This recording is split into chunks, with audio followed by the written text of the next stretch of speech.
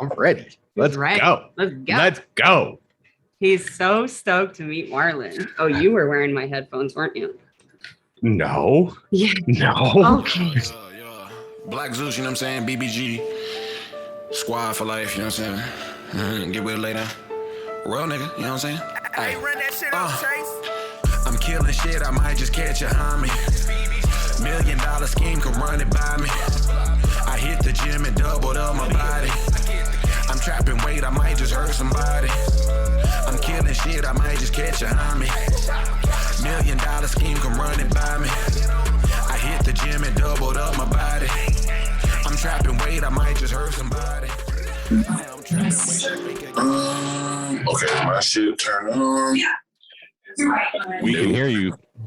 Oh. Okay, bet. Well, hey, man. Well, thank you so much for jumping on with us. Yeah, man, for sure, bro. There, I don't have to access the camera. I just got a new phone. There we go. Oh, there we go. Yeah. Should I do it landscape or like this way? You know what? We don't even really use the video. I mean, we just do it on Zoom because it's the easiest way to connect. So it's all audio. Yeah, it's all good. audio. Dude. Oh, okay, cool. But I'm glad you connected because that is a fly ass shirt. I'm just gonna put that out there right now. Hey, man, appreciate you. Appreciate it. You know, H&M. You know, okay. I can dig on the budget. You know? Hey, you know, man, I got mine. They were doing a giveaway at work. They're like, "Do you want a hoodie?" I was like, "Yes, I love free clothes. Give me that." Sign me up. You know what I mean? Yeah.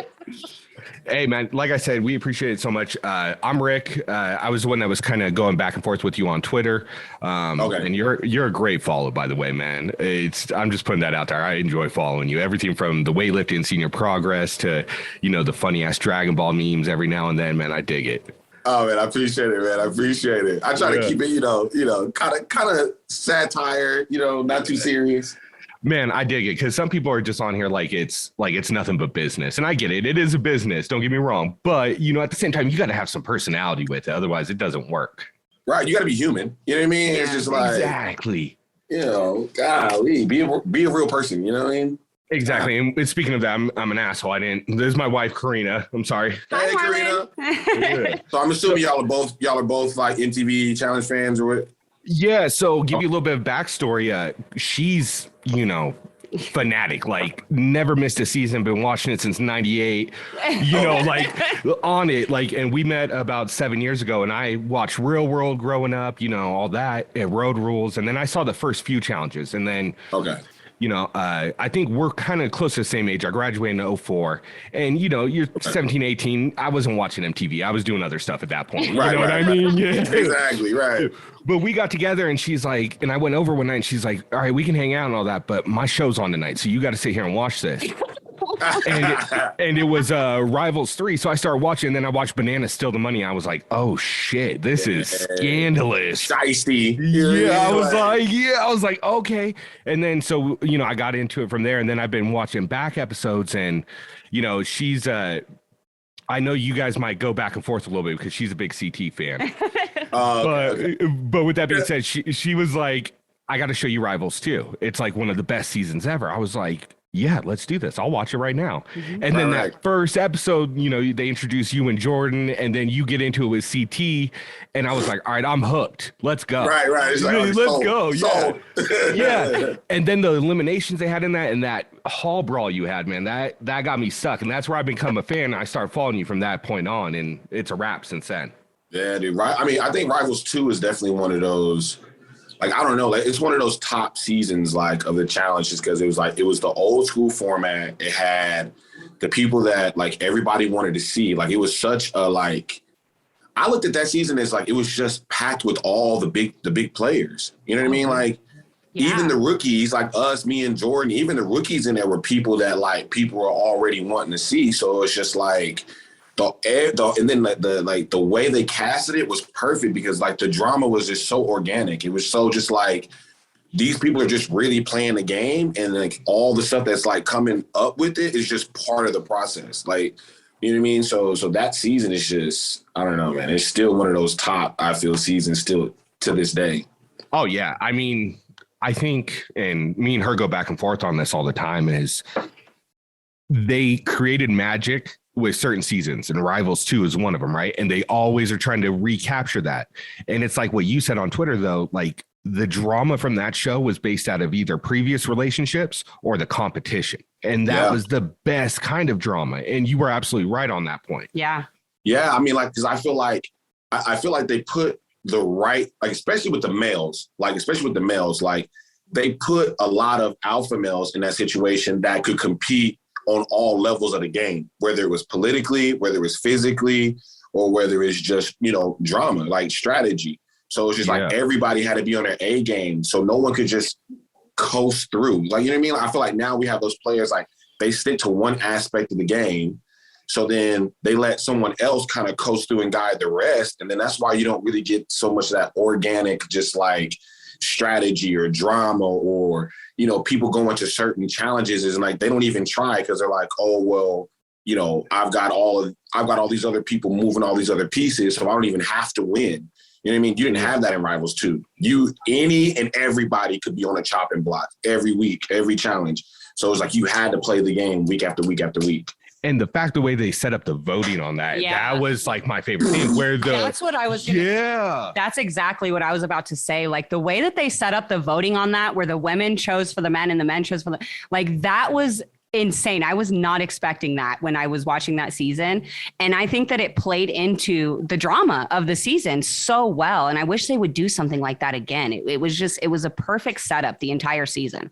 Yeah, no, that was, I was shook when they did that because I figured it was just going to be like, you know what I mean? I figured it was just going to be like a full house vote. You know what I mean? So, you know, you knew that you had to play everything. But like when it was like females vote for the guys, it flipped the whole script because it was like, okay, well, if this female has a relationship with somebody, you know what I mean? And you're potentially going to go up against them or whatever the case may be, or say, you know, like me as being a rookie, not having any relationship with anybody, it was like, I got to hit the ground running, making like all these new relationships and dialogue with all these females that I've never met before. And it was just like, you're running around like a chicken with your head cut off because like, you don't know who to talk to. And it's like, you talk to one person about, you know, this guy, and they're like, well, I hate them. So like, now they're pissed at you. And it's just like, what do I do? You know?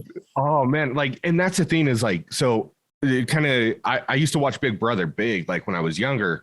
And so like the politicking part of the game, I got into right away with the challenge. I was like, okay, this is dope. And that's what kind of drew me into it. And then seeing the way you guys did on Rivals too, especially as rookies, because I didn't know this at the time, but I know that Jordan had kind of a reputation going into that season, and then having to be partnered with him with the, you know, the bullshit that happened in the house with y'all. Yeah.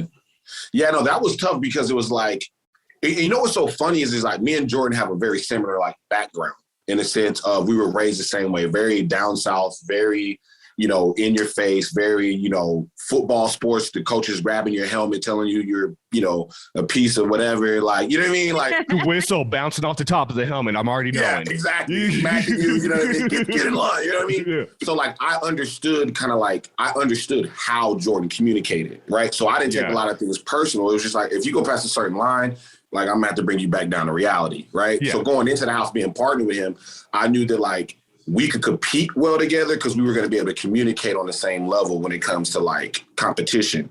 My big thing is I didn't know how he was going to fare with other people in the house because I know he could rub people wrong.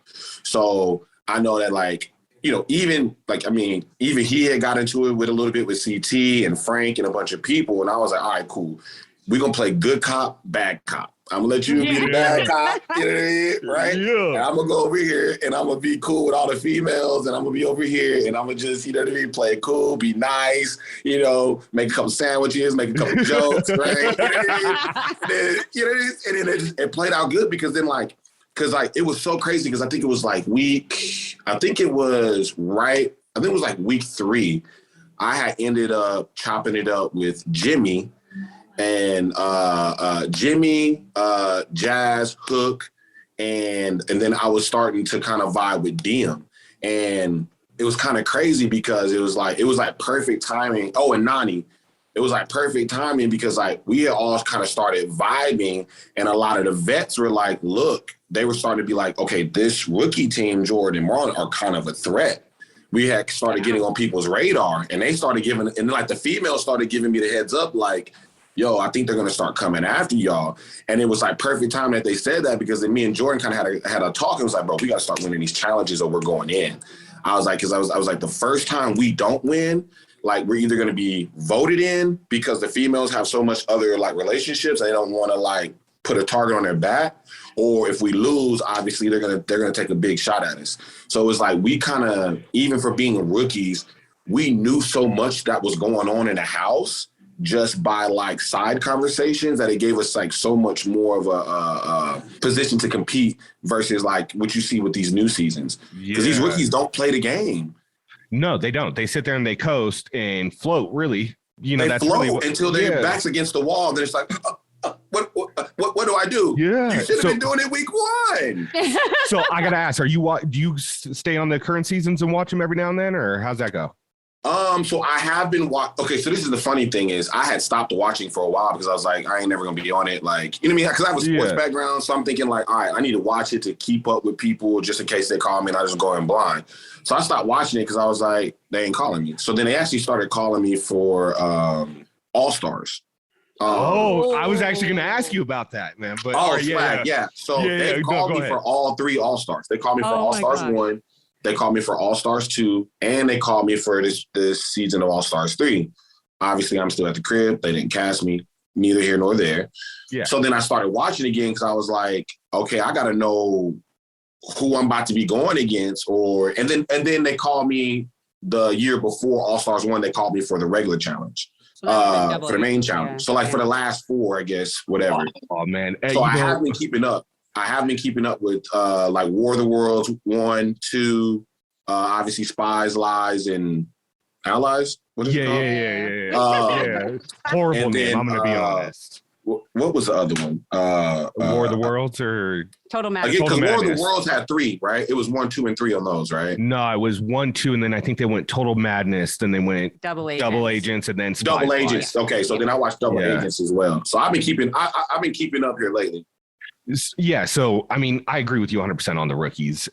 Especially, it seems like since Total Madness, when the Big Brother crew came in, rookies start playing different. You know what I mean? Like, and it's because they have that Big Brother mentality of just shut up, don't say nothing, and just stay with who you know, and don't try to network. And that's the wrong way to go about it. So, I mean, you know, I think Fessy and Casey get lucky with it because Casey, I know people hate on her, but she's an athlete. Like watching her do what she did in Big Brother and watching what she does in the show, she's an athlete. And as much as people hate on Fessy, he's an athlete too. He's got the background, you know, so he can athletically get to that challenge. It's just everything else he's going to have to work out. My thing with Fessy, like, and this is my thing, and this is my thing with Fessy and CT at this point in the challenge, in the regular challenge, is these guys ride this, I'm an athlete or I'm a physical competitor, like, or I'm this big threat, right? Yeah. So a lot of people in the house are afraid to go after them. Mm-hmm. And I think that like, it's a flop though, because if you look at CT, and I love CT, I think CT is great for the challenge. Like, I mean, obviously he's kind of transitioned as more of a puzzle guy or whatever, but I think that a lot of these rookies need to take some shots at these guys early in the game, because think about it, Jay, from what 2 or 3 seasons ago sent CT home in an elimination. Like that CT should have won. He smashed an elimination like that before. He's already won something like that, like and killed it. He won something very similar and still got sent home, and that was Jay's rookie season. And then 2, Fessy has not done anything physically, how do I say, exceptional. In the sense of every time they get into a physical challenge, he never, ever just outright destroys the competition. He struggled with Nelson in the hall brawl, and Nelson's like half his size. So I think they need some rookies in there or I think some of these rookies should go in there with the mentality of taking a shot at one of these vets early in the game. Even if they can't pull it off, at least put that energy out there, because then you can get somebody like Ashley. You know what I mean? She knows her back is against the wall. You can get somebody like Kyle. You can get Corey. You can get Nelson. You can get Big T. You know what I'm saying? You can get some of these vets that aren't in the big power alliance to maybe back you as a rookie and take one of these people out, then that changes the whole face of the game. Oh, absolutely. 100%. Like me and her were talking about this last episode with, who was it that went down? Ed. And they walked down and, you know, if you've seen the challenge, you know, that's a pole wrestle. As soon as you see that ring, you're like, that's either balls in or pole wrestle. Oh, there's a pole on the ground. It's pole wrestle. And of all the people he picked Kyle, the lankiest Scottie Pippen looking dude I've ever seen. And is just, you know, me has never lost a pole wrestle before ever. Yeah. He's up there with Derek K and Wes as, you know, top people to ever do pole wrestle. And then you're going to pick him. Like, look, don't get me wrong. CT's a beast when he gets to the final. Right. In the eliminations, he's not so much. He's a normal guy. You have to take CT out in elimination. You will always have a better opportunity of beating him in an elimination than you will in a final. He's built for finals. 100%. You know, and he's ran so many of them at this point that it's experience counts for it's second nature to him. So, exactly. Oh, yeah. You know, but you throw him in an elimination, especially one that maybe he's not expecting to go in, you catch him off guard and you have a good chance of beating him down there. You know, as long as it's not like a puzzle, because he's just insane at that. But is insane. Dude, he's up that. I mean, we walked into pole brawl. If I'm seeing pole wrestle, if I'm seeing the ring, if I'm seeing even the back, even I know he absolutely destroyed, you know, Johnny in the backpack deal back in the day. But if it's anything remotely physical, like I would call him out, like just because his elimination record for like the last 5-6 seasons is not very good. And why risk running a final against him? That makes no sense, especially if I'm Fessy and I got the votes in the house. Like I don't like that's the one thing that I like. I never understood that. Like the Big Brother crew, I don't understand why they don't go instantly after like the CTs, maybe Nelson, who is an elimination beast. And let Nelson do your dirty work. Well, and Nelson lost to CT in Invasion of the Champions by less than 2 minutes. He's a beast. Nobody wants to say it, but he is. And that was a hard final. You know what I mean? So like he lost by less than 2 minutes. Like that's not somebody you really want to see in a final either. No. And they don't give Nelson enough credit. No. They really do not give Nelson enough credit for how good of a competitor he is. And it's only because he hasn't made it to a final. It's only, or he hasn't won, like he hasn't made it to a final and done really well. But outside, like I'm going to tell you right now, Nelson right now, I would say in the last 6 to maybe like last six seasons, he's a top 5 in the guys. Oh yeah. Absolutely. Like hands down. So hands down, he's top 5. We did our recap last night of the episode and we were talking about this whole situation. And I was like, if I'm Ed, I go CT, because you either go CT or you be a dick and you're like, sorry, Logan, get your ass down here. Yeah. Right. You know what I mean? Exactly. But with CT and elimination, I think you got a 50-50 shot. Or as close 50-50. To 50-50 as you can get. I would even give you 60-40 if it's remotely physical. I give you 60-40. But in a final, it's about 90-10. You're probably going to lose that shit. Yeah. You know what I mean? But man, so I have this whole questionnaire, and I know we've just been kind of freestyling as we go. I love this. Yeah, you know what I mean? No, I love it, man. Good. This is really what we try to do, is more of kind of, we want it to be natural conversation, have fun. You know what I mean? But with that being said, dude, I got to ask you some of these questions, because these are something I want to know, like, as like trying not to fangirl out, because like I said, I've been a fan of yours for a minute. Like when I saw you on Rivals 2, I thought that was the first thing you said, like within the first like episode or two, you were like, that guy, I like that guy, I want him to win. I was like, okay. He said, he was like, oh, I play college ball at Texas Tech. I was like, yep, him, he's gonna go further. You know what I mean? Like I was like right off top. Like, so like I went back and watched some of your old highlights. Like I know that you have probably one of the most probably not well-known plays, but hilarious in the fact that you recovered a fumble from DeMarco Murray against Oklahoma. I know. And Sam Bradford tackled you and hit his head on the ground and got an injury. So you didn't even you injured him with him tackling you. Like that shit doesn't happen. He's tackling me. Bad move, brother. Bad move, brother. Come on, bro.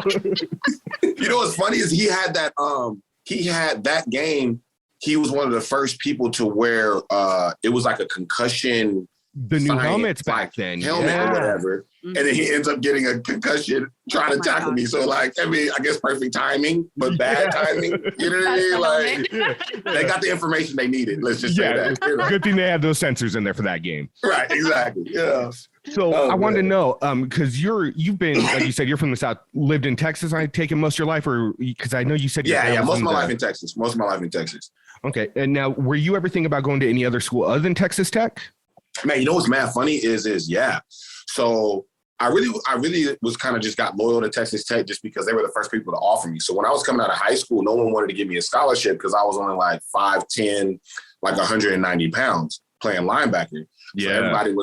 So everybody was like, he can't play on the next level. He can't play on the next level.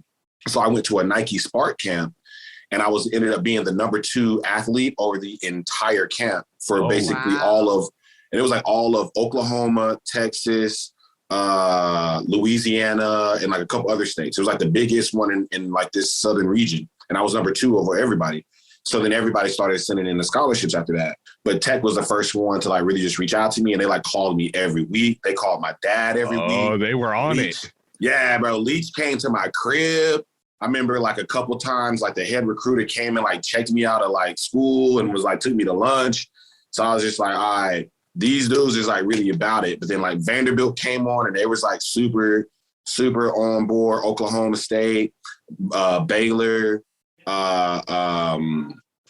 else? There was a bunch of D2 schools, and then so I don't know, but it was mainly like Big 12 schools was just like all about like Penn State. You know what I mean? So, yeah. Well, see, she's a Michigan fan, so you just her ears just perked up on that one. Right? She's like, "Ooh." But Texas Tech was the main one that was just really like putting the effort into like being like, yo, we want you, like we want you here. So my timelines might be a little bit off, but were you on the team with Crabtree at the time? Yeah, me and Crabtree were the same class. Oh, that is awesome. That's so cool, man. That's so Bro, cool. You know what's funny is like, it was like my time at Texas Tech was like the perfect 4 years. So my first year there, I started as a true freshman and we went to a bowl game. That year we made it. We played in our bowl game and we had the biggest bowl comeback in college history. My freshman year. Wow. Yeah. We came back from like 31 points, right? So that's my freshman year. Then my second year, we beat we upset Oklahoma. My sophomore year, right?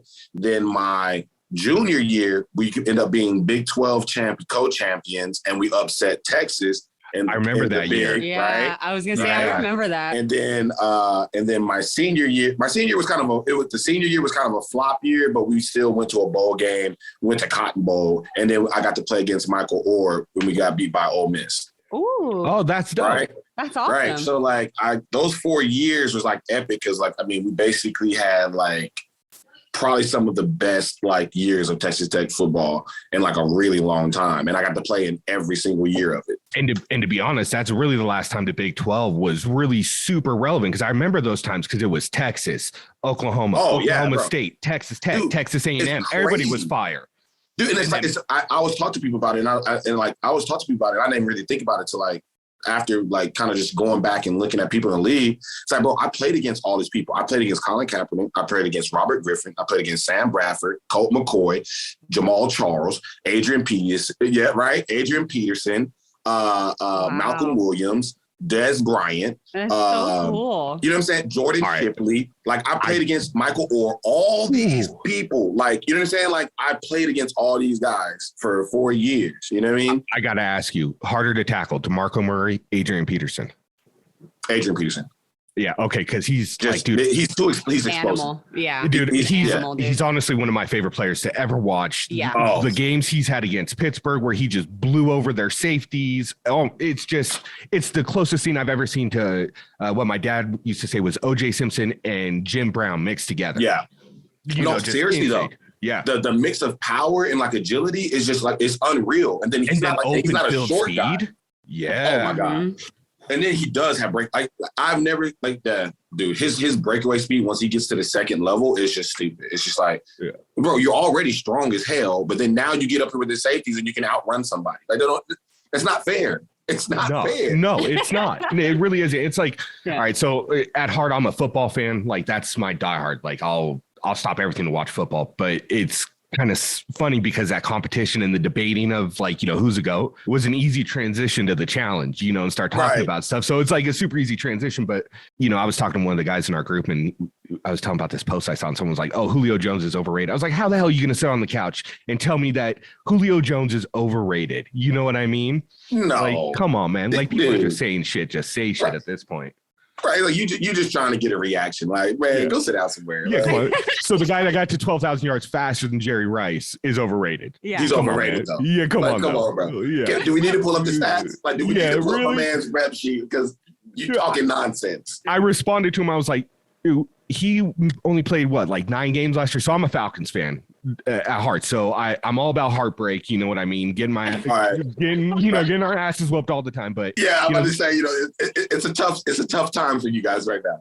Bro, it always has been, man. I've been liking him since they had Dion. Watching him go the Niners and just destroy us. It's been rough. But, you know, I was like, man, he played 9 games last year and his own peers in the NFL still ranked him a top 30 player. Like, what are you trying to say at that point? Like, what else can you read? What else is there to prove at that point? Yeah. You know what I mean? Like, yeah. And it's funny to kind of transition that because I see that shit in the challenge groups all the time. They just, like, I get it. You got your favorites and you're going to go hard for your favorites. But can we be realistic for a second? You know what I mean? Let's stop playing. That's what gets me. It's like, I understand you have somebody that you like because obviously the challenge, you're a little bit more connected to them personally because you know their backstory and all that stuff. And I get that. But when we're talking about actually competing, when we're actually talking about actually competing, that's different than who you personally like because some people have way better track records than others. Yeah, exactly. Like, way better. And this is kind of like a hot take that I told someone the other day. I was like, if Leroy would have won one final, he'd be considered a top 5 player all time. All time. Easy. He just had to win one. Like he wins double agents. He goes down as a top 5. He's on some people's Mount Rushmores just from his feats, the people he's beaten. I mean, like his social game. Too. Yeah. And his social game improved. And that's the other thing. I feel like a lot of people don't give Leroy credit for how much his game developed. Yeah. From when he first started to how he ended. Like, people don't even give him credit for that. Like, he evolved as a player, like through the challenges. You got people that's been playing the same exact game for 10 years straight and ain't won and keep doing the same thing. Yeah, it's crazy. You know, we talk about this all the time, how, you know, you see all these people continue to come back year after year after year, but they don't do anything to prepare themselves or to even fix the things that they know they're weak at. You know, speaking of Leroy, his first season or two could not swim to save his life. And he went and he took swimming lessons. He learned. He came back a couple seasons later swimming like a fish, you know, and that's the shit that fans love to see. Like, I fucking love to see stuff like that because it shows your dedication to the competition side of the game, which for me, that's more of what I like. I know a lot of the fans like the drama and the house and the fights and the whatever. I like the competition side. So I'm actually enjoying the kind of direction they're going lately with having more of a competitive viewpoint on the show and bringing in more competitive type people. I love this, you know? And so, yeah, it's like, just put the work in. That's it. That's all you have to do. I'm with you. Yeah, that's like, I feel like, especially because like I see them slowly trying to migrate, like you said, to more of the competition, which is why I think they brought a guy in like Ed, right? Yeah. As soon as I saw them bring Ed in, and then this past season, how a lot of these challenges are a little bit more physical, they're a little bit more competitive on like a team aspect, like they're actually competing against each other versus, you know, let's do some trivia and all that stuff. I like to see that because I feel like if we can get closer to that Rivals 2, you know, not just because I'm on that season. I bring that season up a lot and people are like, oh, it's because you're on that season. But that's that era. But that era where the competition is what bred the drama.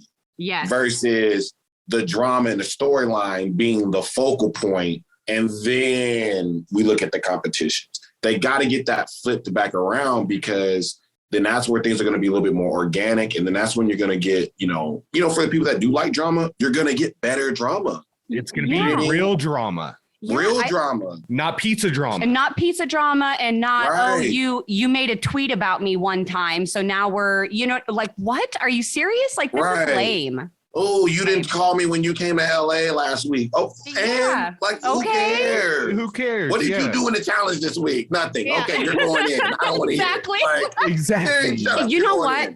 And while you're saying that, I really miss the days where last place goes right into elimination. Yeah, I miss that. I want that back so bad. Oh. Last place, go to elimination, house or winner. I don't really care which they do. Votes in the other team or whatever. Right. Or you know what? Let the man in the sand call down who he wants. I like that too. I wouldn't mind that either. You know what would be a dope concept is whoever gets last goes into elimination automatically, right? Right. Mm-hmm. But then they have a choice to where they could do one additional, like, let's say puzzle or trivia or something like that, right?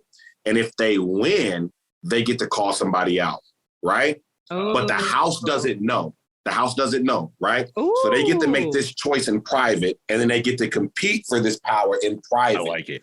Right? That so then let's say that they win it, and they're going to choose somebody, right? But then they force the house to still vote.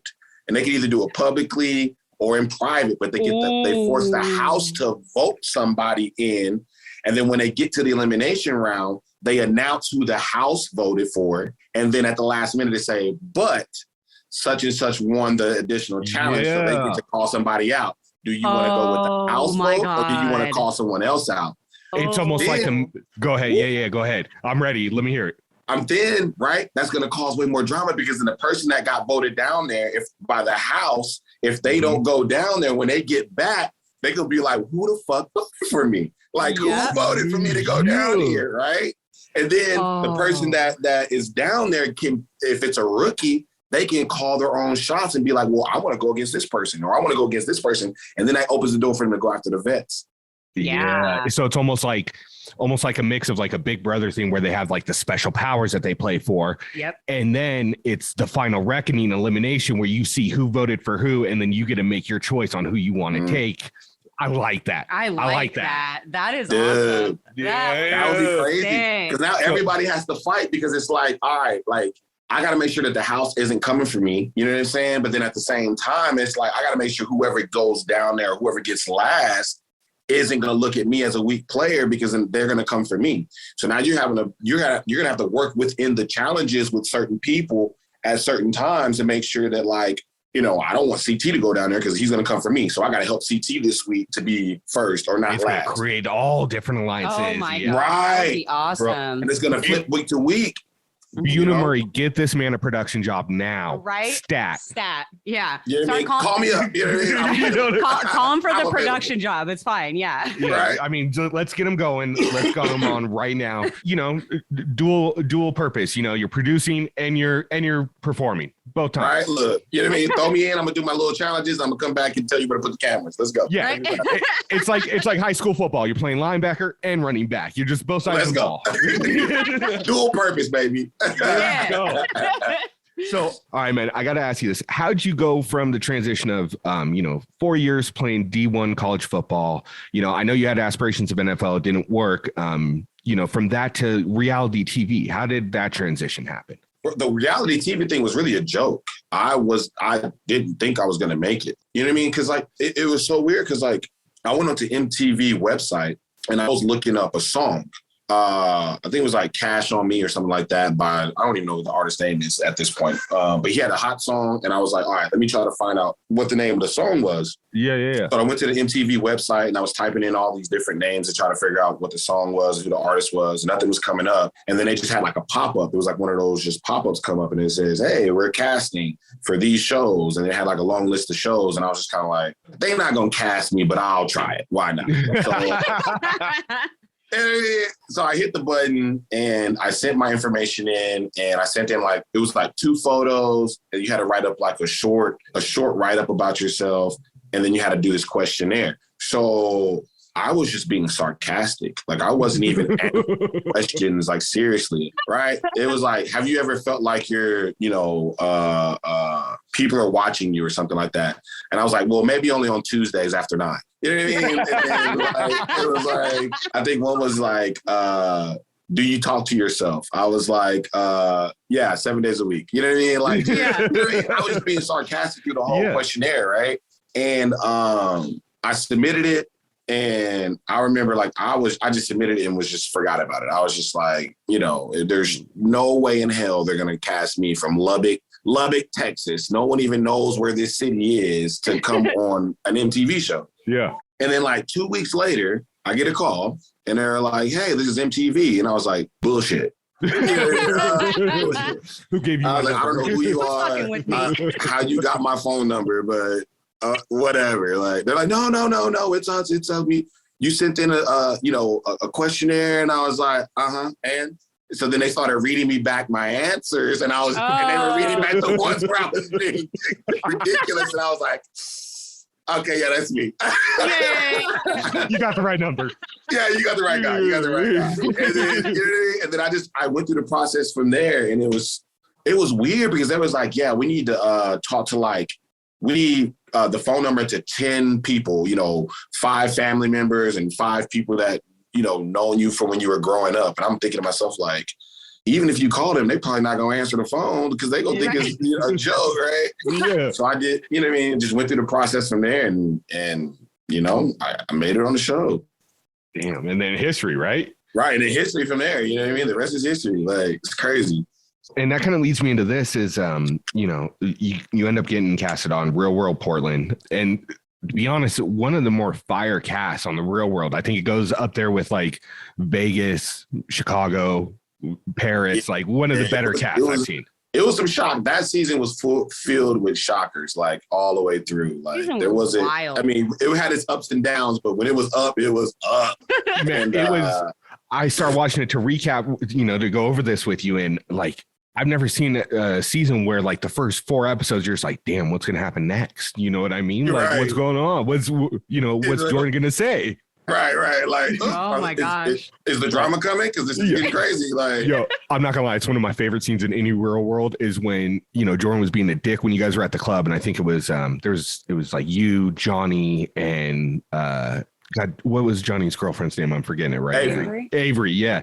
And you guys are like, you know what? Let's just leave him here. Let's go to another club. And y'all are dancing, and they cut over, and he's up on the DJ table just getting it. I was like, yeah. It was like he's that guy. It's like he's literally that guy. You know what I mean? Just like, oh my God. Oh my God. It was so funny because it'd be so weird though, because like in the house, like the very first like few weeks or whatever, like drama would pop off, and then like a day or two later, everybody was fine.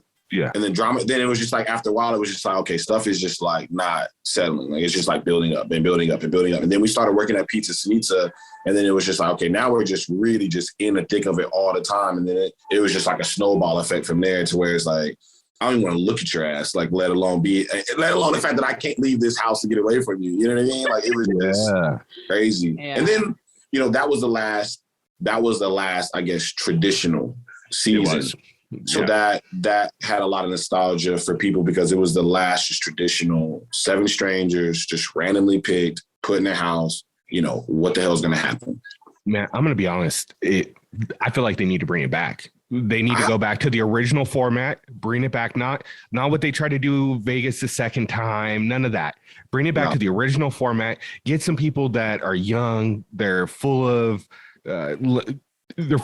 piss and vinegar to a degree. You know what I mean? Right. They're not going to get along. Throw them in the house, make them work at Starbucks where they got to be around each other 6 more hours a day. And let's see what happens. You know what I mean? See what happens. Yeah. I mean, especially now, just because there's such a I don't know what you guys just like feel on it, but like, there's so much more, how do I say this?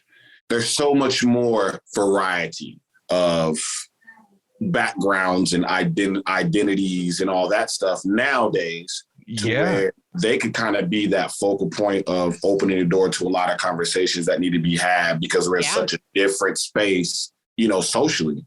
And I feel like that's what made Real World so like powerful, was the fact that like, all these conversations could be had by real people telling real stories that if you lived in Boogaloo, Utah, you would have never known existed. You know what I mean? Exactly. And I think we're in a phase now where we need to kind of revamp, or someone needs to bring that back, because there's so many different stories that aren't being told that platform could get those messages out there. Oh, 100%. I mean, and I think a lot of people forget how quickly social issues move and how fast it evolves. Like, people forget that 10 years ago, gay marriage wasn't around. Right. Hillary Clinton was still saying, was 100% against it. That marriage was between a man and woman. And, less than 10 years later. That was totally okay to be open about it. It was like, that was totally okay and acceptable. Like, that's life. That's how it is. Deal with it. Oh, and so the evolution of it's going to happen so fast that, I think bringing a more diverse cast with more diverse backgrounds and introducing to people to stuff that they're not used to, because the greatest way to invoke empathy and understanding is to be exposed to stuff that you're not around. I mean, I don't want to toot my own horn or anything, but like, I wasn't in a military family, but my parents moved around a lot. I've been Mississippi, Texas, Florida, LA, Vegas. Here I'm in Reno now, but being exposed to stuff that you're not normally around is the spice of life. And that's what gives you the understanding of what other people are going through in their plights. And,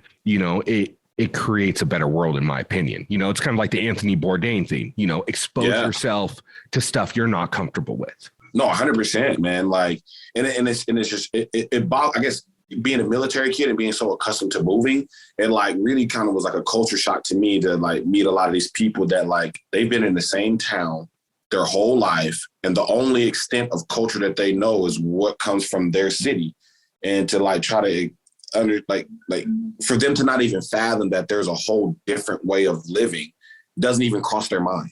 You know what I mean? Exactly, like, it doesn't even process in their brain that this is possible. And like the real world gave people that ability to like literally walk in that person's shoes for, 6-7 episodes while they're telling their story. And I feel like we need that now. I mean, more than ever, because you got like RuPaul's Drag Race. You know what I mean? On TV now. You know what I mean? You've got, like I just did, like I did that X on the Beach, Peak of Love. I mean, it didn't really get a lot of views or whatever, but like it was like a crazy diverse, very LGBTQ friendly season all around. That was the one with Laurel and Nicole too, wasn't it? Yeah, Laurel and Nicole were on there. Yeah. I just feel like, you can find some 7 strangers in the US right now that will give us a damn good show. Bro, that's what I'm saying. You put that much diversity into a cast, it's going to be some surreal TV, and you can't pay for better. Like, really can't. You can't. And it's all organic. It's like, you don't even really, you just got to sit back and wait. You know what I mean? What I was thinking, though? I was thinking if they, instead of them doing these, how they're revamping and bringing back like the old cast from other shows, whatever. The Homecoming. Why don't they mix it up? Like, take cast members from different episodes. Yeah, take one from like New York, one from LA, one from Portland, Chicago, so on and then so put forth. them in a house together. Ooh, that would be what I'm saying? And like mix the, you know what I mean? Because I feel imagine? like, and then you could even do like generational, because you can get some of like the originals, you can get some of the new, you can get some people in the middle. Could you imagine Puck and Anissa on the same season? Oh my God. Come on. Come on. Oh my God. Bro, that's better than Surreal Life with Vern Troyer. You know what I mean? Oh, bro, I would be literally glued to the TV every week. Just like, nobody talk, nobody say nothing. It's about to go down. Just shut up. Like, phones off. I'm watching. Right. Everything's on silent, right? Yep. Do not disturb. So I think that would be a dope concept, because they brought New York. They did New York was the first one that they brought back, right? Yeah, and they're bringing back LA, and that kind of leads me into it. Like, if they decide to bring back Portland, are you game for it? I'd be so game for it. Like, to be honest with you, like, if they brought Portland back, I just don't know if there would be that much drama, because because you got to figure, like, the situation with Naya and Jordan was so huge, like for years, that they've been working on that relationship for a while. Then You know, maybe Avery and Johnny might be a little weird because they're not dating anymore. Yeah. And then like me and Bird, like me and her, like super tight. Like I talk to her every once in a while. She's like doing good stuff. She's pregnant now, she's about to have a kid. Yeah. Oh, that's awesome. She's about to have a kid. And then like me and Jordan are pretty tight. Like I was just out in LA and I was going to ask you. Yeah, I was going to ask you if you and Jordan still have a relationship. Yeah, no, it's crazy because it's like, you know, we worked through some stuff, and especially after Rivals 2, and just really just kind of had like, you know, just really just like an understanding. And then I do think that like he, because of the situation with Nia, got exposed to a lot of culture and a lot of things that he was, you know, seeing wrong, you know, and so our relationship has gotten a whole lot better. I was just out in LA and was kicking it with him. You know, went out to his house. He has like a home gym and everything. So if we did have a season, I think it would be more nostalgia. It'd be more like reconciliation. It'd be more like the evolution of the relationship. Yeah, it'd be like an evolutionary thing. Yeah. I still think there will probably be some drama at some point in time, but it wouldn't be anywhere near like what it was. Like you what know, it was. I might get some hate for this, but bro, if you guys bring Anastasia back and Jordan in the same room, there's going to be some drama. Let's just be honest. Okay, yeah. Okay, that'll get messy. That 100%. That will get real messy. Right. So, you know, I've got a bunch of questions that we've already kind of ran through just bullshitting about stuff, which is cool with me because I feel like this is the way to do it. Like if me and Corrina were talking about the DMs, me and you were having back and forth, and I was like, hey man, don't trip. I set the recording for 3 hours. I just do that so it doesn't cut off. And you're like, I was like, it'll only take like an hour. So you're like, bet. And she's like, we're going to have a long conversation. I'm like, yeah, probably. I'm going to look forward to it. Yeah, I'm good with that. Right. It's like, look, the 3 hours is good. I'm glad we put that on there. You know what I mean? Nah, it's all good, bro. It's all love. It's all love. Man. And like I said, you know, it kind of goes back to me like an earlier point, like telling Corrina, like I kind of fanboyed out on not only your background going into Rivals 2, but your character, because at the time in 2014, you know, I was a tough time. Yeah, you know, but you were exposing America to something that wasn't really being exposed to at that time, which was, you know, having a man that was exploring his sexuality and trying to figure out who he was, you know, in his early part of his life. And I think like it was crazy because it was like, I look at, you know, man, it's tough, man, because like me coming out when I came out did a lot more hurt than good as far as my personal career. Yeah. Just because, you know, I opened the door on that conversation in a lot of different walks of life. Absolutely. At once. Yeah. 100%. And I came from a background where everybody that knew me as men looked at me as the guy that they wanted to be like or emulate, just because it was like, he's a football player, he's a rapper, he's, you know, known in the club scene, I had a really nice social life. So like, you know, if you was a male, typically there was a level of respect or admiration for me as a man. And at that time, that's the man. So the machismo of it all. Yeah, you know what I mean? It was just like, you know, I was checking off all the man list, all the bucket list stuff. It's like, he's the guy that got it, right? Yeah, exactly. And then when I came out, or even just had a conversation of just saying I'm exploring things, it was hard because it was like, one, I was super religious. So, you know, homophobia at that time in religion, extremely high. Right. I was a football player. So homophobia in football at that time, very high. Then in Black culture, or just in, you know, people of color in general, homophobia, extremely high. Absolutely. So you got one guy kicking open the door in this conversation, and all three of these walks of life at once. You know what I mean? Like, for me, it was hard because I was taking a lot of hate. I mean, there was a lot of things that, like, no one would give me a shot to even succeed at, because once they found out who I was, it was like, you know, we're not dealing with you because of your sexuality, whatever. Yeah, so we're from the West Coast, you know, so, and I've lived in the South, and I know it's culturally, it's different out here. You know what I mean? Like, so there's a level of acceptance, but I'm also highly aware of, you know, in different segments of different cultures, it's looked at completely different. Like you said, in the religious section, it's the homophobia in there is insane. And then same in Black culture. Like there's you know, I can't speak to it because I'm not a Black male, but, you know, talking to friends, talking to different people, like the the come down on that is so tough in that community. Oh, it's huge, man. And then being the front bearer on that, I mean, because I don't know the exact timelines, but I'm trying to remember, but I think you were before Michael Sam even came out talking about being an openly gay player. Dude, like, you know what I mean? So, and now we've got gay players in the NFL, and you really did kick that door open for these people to have that discussion, to realize that, you know, it's more to people than just black and white, even when it comes to sexuality.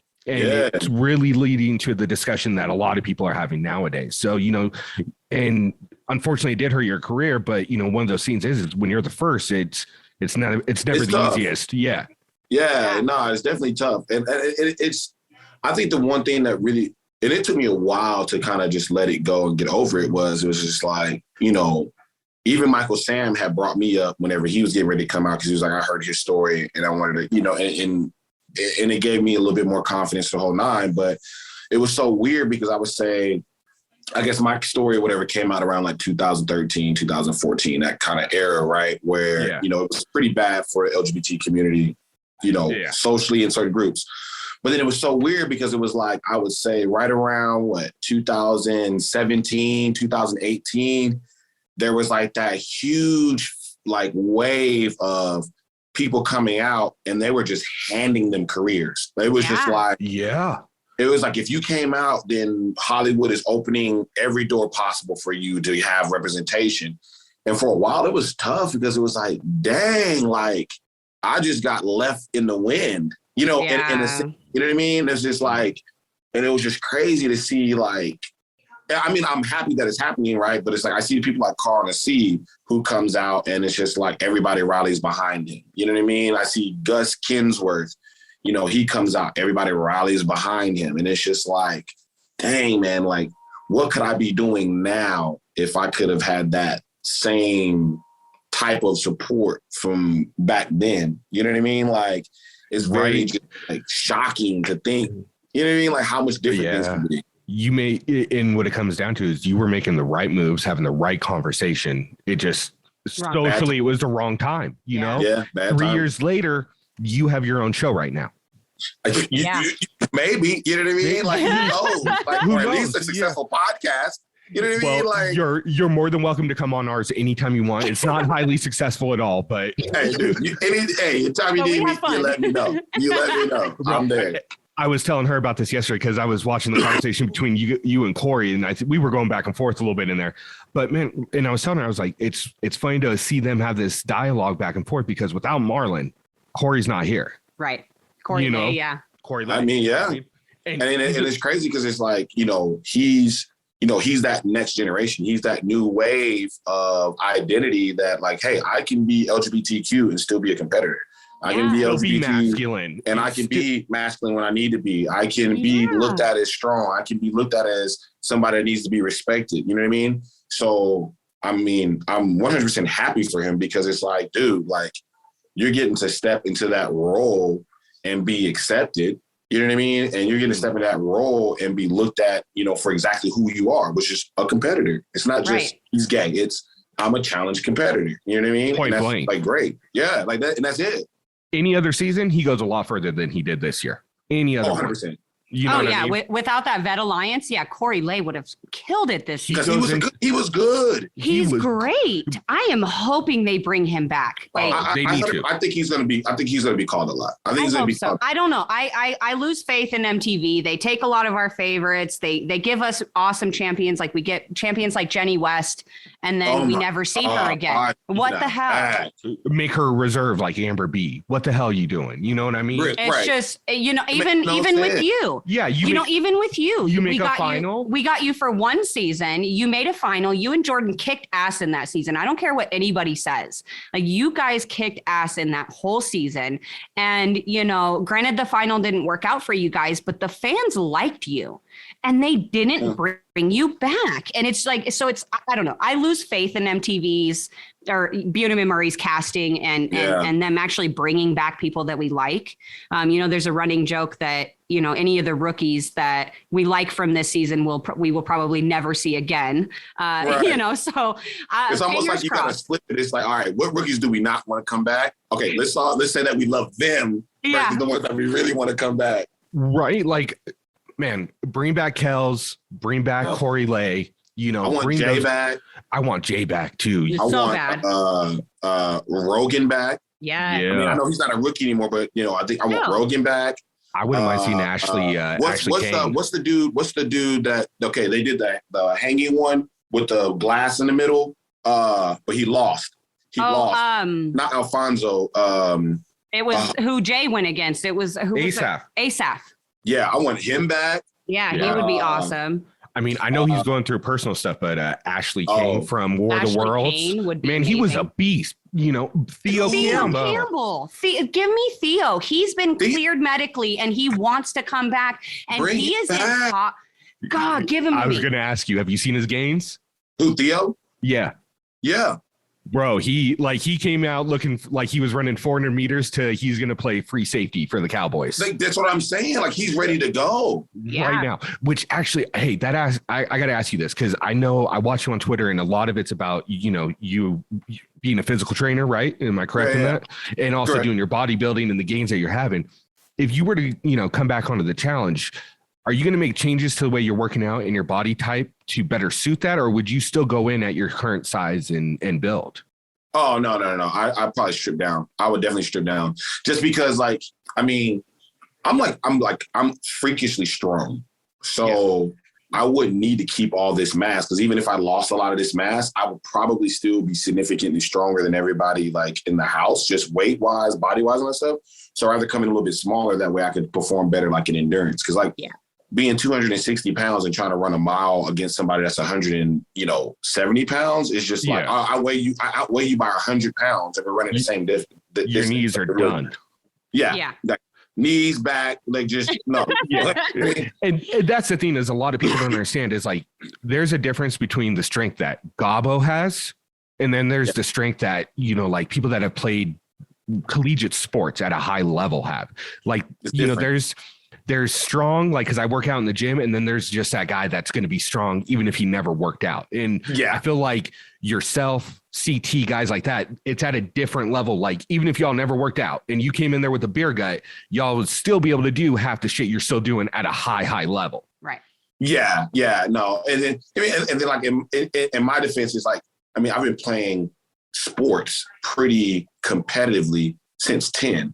So like my body has been through so much more preparation to perform at a high level than, you know, the average person. Because I've basically been lifting weights for I'm 33 now. So I started lifting weights at 10. So I've got 20 plus years of physically, like, maturing my body to compete. So whether I'm rolling off the couch or not, I'm probably going to be at just a little bit higher level. And people forget, you know, coming out of Texas, y'all play fucking competitive football starting about sixth grade. School. Yeah, it's not Pop Warner no more. Y'all are going. That's, you know what I mean? It's sixth grade. All right, put the pads on. Look, decleat this guy, or you're not on the team. Like, exactly. Like, I mean, like, because I played here in Reno in high school. I played in Vegas, which was another small step up. I lived in Vegas for a little bit. No shit. What part? So my dad was stationed at Nellis Air Force Base. I went to Jim Bridger. Okay, so I went to Michael Callahan because I was using a friend's address. Because it was the nicer, you know, suburban school. Yeah. And then they found out we were using their address. So then they would kick me out, and I had to go to Jim Bridger, which was like in the hood. And boy, I remember the first day I got there, somebody got stabbed in the bathroom, and I was like, "Oh, culture shock!" My God. This happens in middle school. I don't know if it's in movies. Like, this doesn't happen in Texas all the time. right. This is not my normal. I don't know what we're gonna do here. But I moved from here in Reno, which is, you know, kind of, it's called the biggest little city. Like, you know, not much happens here, right? Like, it's beautiful to look at, but it's boring. And then we went to Vegas, and I remember I went to I can't even think of the middle school's name, but it's West Side town, like Decatur and like Flamingo area kind of area. You know what I mean? Not the best, not the worst by any means. But like, I remember my second or third day of school, I walked into like the gym area where you change for PE, and these two big ass 8th graders were just beating the shit out of each other. And I'm just sitting there with my eyes open. I'm like, yo, this doesn't happen where I'm from. Like, I'm going to just shut the hell up and keep it pushing. Right, head down, just walk by. I don't see nothing. But then, man, like, I went to LA and I was in like the Riverside County area and played football. And it was a small town. I was all right. You know what I mean? Like I was never going to go to college. I remember one of the kids I went to school with, he's a big guy, Tongan guy. His name was Tavita Stevens. And he brought in a book one day. And it listed out like your size and speed requirements for the NFL. And I started looking at it, and I'm 6 foot, about 230 at that time. And I'm like, all right, based on my size, I'm not an offensive lineman anymore. I can play running back, cornerback, or safety. And I saw the 40 times. I'm like, nope, I'm not going pro. So let's go ahead and figure this out. He's like, ooh, the 40 has to be what? Oh, yeah. Is that possible? Like, I was like, the fastest I've ever ran is like a 5.2. What the hell? But so you know who Tavita is? Have you ever heard of him? No. Okay, so long story short, it's the one person I ever know that I went to school with. He ended up playing for Utah, went undrafted, but ended up playing for the Redskins for a couple of years. I don't know if he still plays, but you know, but I remember as a freshman, you know, you just see those guys that are different, you know, and I'm assuming you're at that level, you know, you see someone out in the field, like this guy was a freshman. He was 6'2", probably about 250, and he didn't look solid. Like he looked like he was chubby and had a flab on him, but he got on that field and he started moving, and it was just like, he's on a different level. Yeah, like he's built different. Yeah, I understand why he's going to varsity freshman year now. Oh no, dude, so Pflugerville, my freshman year, we had the number one running back in all of Texas. He was in high school. He was running a 4.3, 6 foot, 225 pounds. Wow. In high school. Wow. High school. Yeah. I was like, I'm glad I'm a freshman, because if I had to tackle him in practice, I would be hurt. Oh, absolutely, man. And that was what I was kind of getting to, is like the difference in like Texas and then like Southern California. And you see some of those players, because I went to this small school called Hemet, but we had people from like Long Beach come and play us every once in a while. Oh. And I remember we went out there one time and I saw this guy, and I was riding the bench on varsity like my junior year. And this guy walked out, and he was about 6'3", 240, and he had his jersey brought up here, had a full 6-pack, and then I saw him run. He must have ran like a 4.7, and I was like, bro, we're not in the same league, man. This ain't right. This isn't fair. This isn't fair. Like, no, like coach, check his birth certificate. That's what I'm saying. Check his birth certificate. He's about 25. I'm telling you right now, he's at least 25. Full beard. 18. Like, nah, check it. No, birth certificate. I need driver's license. Yeah, I was so happy I rode the bench. Name. This ain't right. Yeah, man, I was so happy I rode the bench, because I didn't have to try to block him once that night. I was like, oh my God. Oh my God. That would have been terrible. And that kind of brings it back to, you know, what we were talking about with, you know, just the strength you guys had. I rewatched the elimination you had with Jordan against, I believe it was Leroy and Tyree. Leroy and Ty. Yeah, and Ty. And like, don't get me wrong, like Jordan's athletic, but there was a definite size difference between you, Leroy, Ty, and then Jordan, you know? And then when I watched you, because Leroy's athletic, like he is. I'm a bigger guy. Like I'm 6'1", I'm about 230 pounds, 240 pounds. So I'm a bigger guy. I know a lot of people you see on TV, they look big, but they're like 5'8". You know what I mean? Right. But Leroy's a big guy. Legit. He's like 6. I'm gonna say 6'1", because he's taller than me.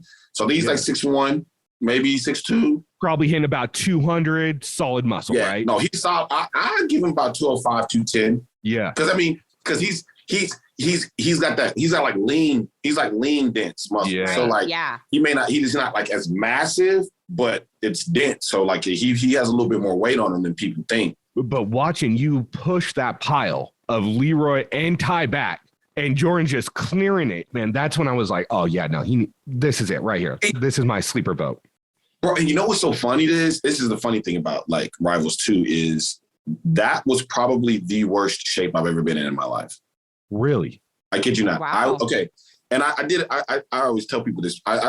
People get surprised at this, but I was actually homeless before I went to go do Rivals 2. Wow. I was living out of my car. Yeah, I was living out of my car. I was eating like those hot dogs from 7-Eleven, because they were you get you buy one get one free. So like taquitos too. Yeah. I'm already the taquitos and stuff like that. So like I wasn't like. And then this is how lucky I got. I had just got a job at a gym. So basically what I was doing is I would go early in the morning, I would work out, and then I would shower at the gym, and then I would work all day. And then I would sleep in my car. And then I was only getting paid like $500 a month. And then if I had any clients, I would make money off of the clients. But I had just started, so I had no clients. So like literally before I flew out to Rivals 2, I worked out for like maybe 2 weeks because I had just got the call like 2 weeks before the day. And I was eating like peanuts and hot dogs from 7-Eleven. Damn. So like going into Rivals 2 is mad funny because it's like I performed at, let's say, such a high level, but like that wasn't even 50% of me being able to like, I wasn't even in shape. You know what I mean? Like I wasn't even 50% in shape. I was at the lowest, you know what I mean? Like I was at the bare bones that I could bring to the challenge and still was able to perform at a decent level. You know what I mean? Yeah. So it's like, it's wild to just think like, what could I have done or what could I do if I go in there prepared?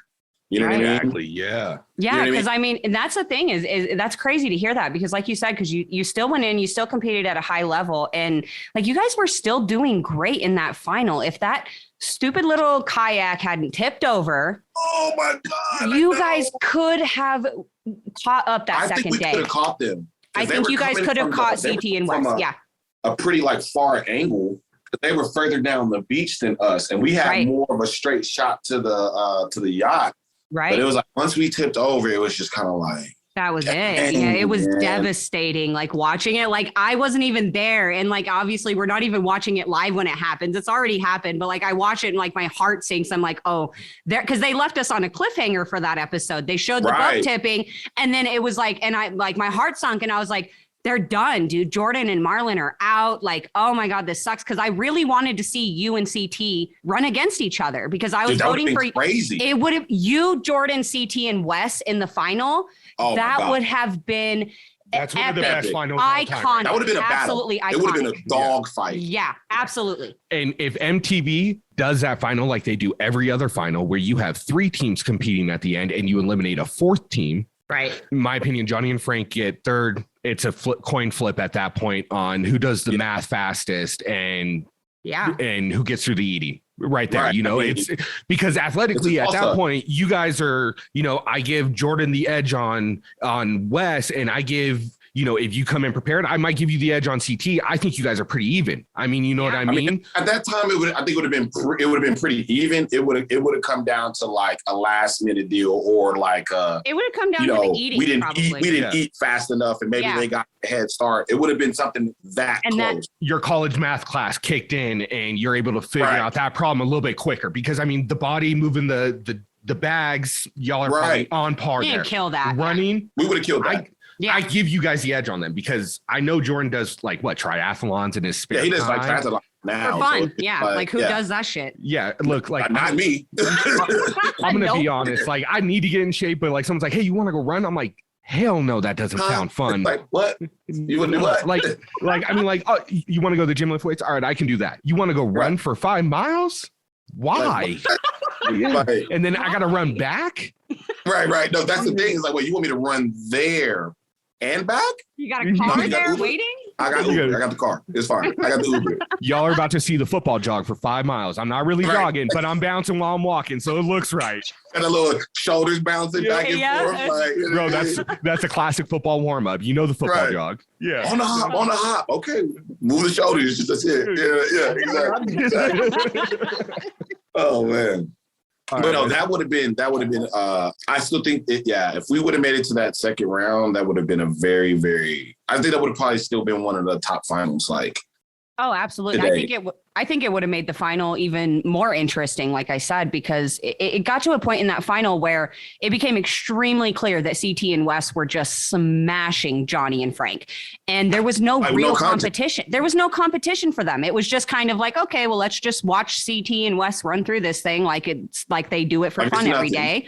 Yeah, you know, and so I think it would have been a little bit more, it would have kind of added to the final because I think that you and Jordan would have gave CT and Wes a run for their money a little more than Johnny and Frank did, you know, and kind of going back to, you know, the physical shape you were in that season and still making it. You know, it's kind of funny because I don't know if you know, but we run a few fan groups as well on Facebook and such. And when we started talking to you, we kind of put out a feeler like, hey guys, look who we're going to be talking to soon. And everybody was like, And we used a current picture of you. And everybody's like, who's that? Who's that? Who is that? And we're like, it's Marlon. And they're like, no fucking way. That's not Marlon. And we're like, yeah, bro, that's Marlon. And they're like, why is he not back? So like the fans first of all, they were shocked at the difference between what you look like on Rivals 2 and what you look like now. Yeah. And like they're hyped. They want you back. Yeah, it's been a lot of love, like from, you know, the challenge, the MTV fan base, because like it's weird to me because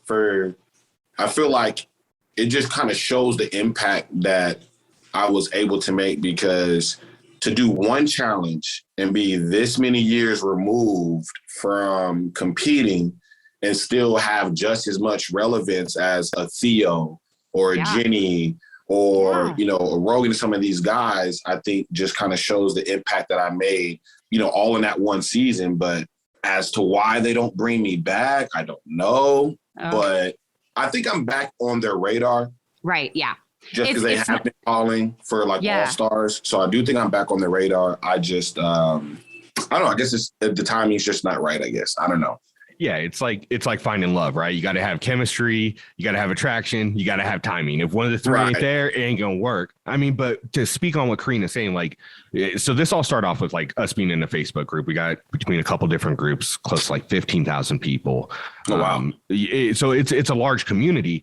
And it's insane. Like, I mean, we'll put out like, so I do like the graphic design, like the posters I sent you, and I'll build out games just to kind of get engagement. And we did the dugout, like, you know, the competition they do in the free agents. Just throw like random cast members up there and be like, all right, pick who you think is going to win. Yeah. So like this one, it was you and Jay versus Devin and Fessy versus CT and Josh. You know what I mean? And like, it always comes down to you and CT in every one of these competitions. I put you in. Everything we put you on. And you've been on one season, and that season was damn near 7 years ago at this point. Yeah, dang. You know what I mean? And it's still relevant. It's still relevant, bro. That's what kills me. Is like, that's crazy.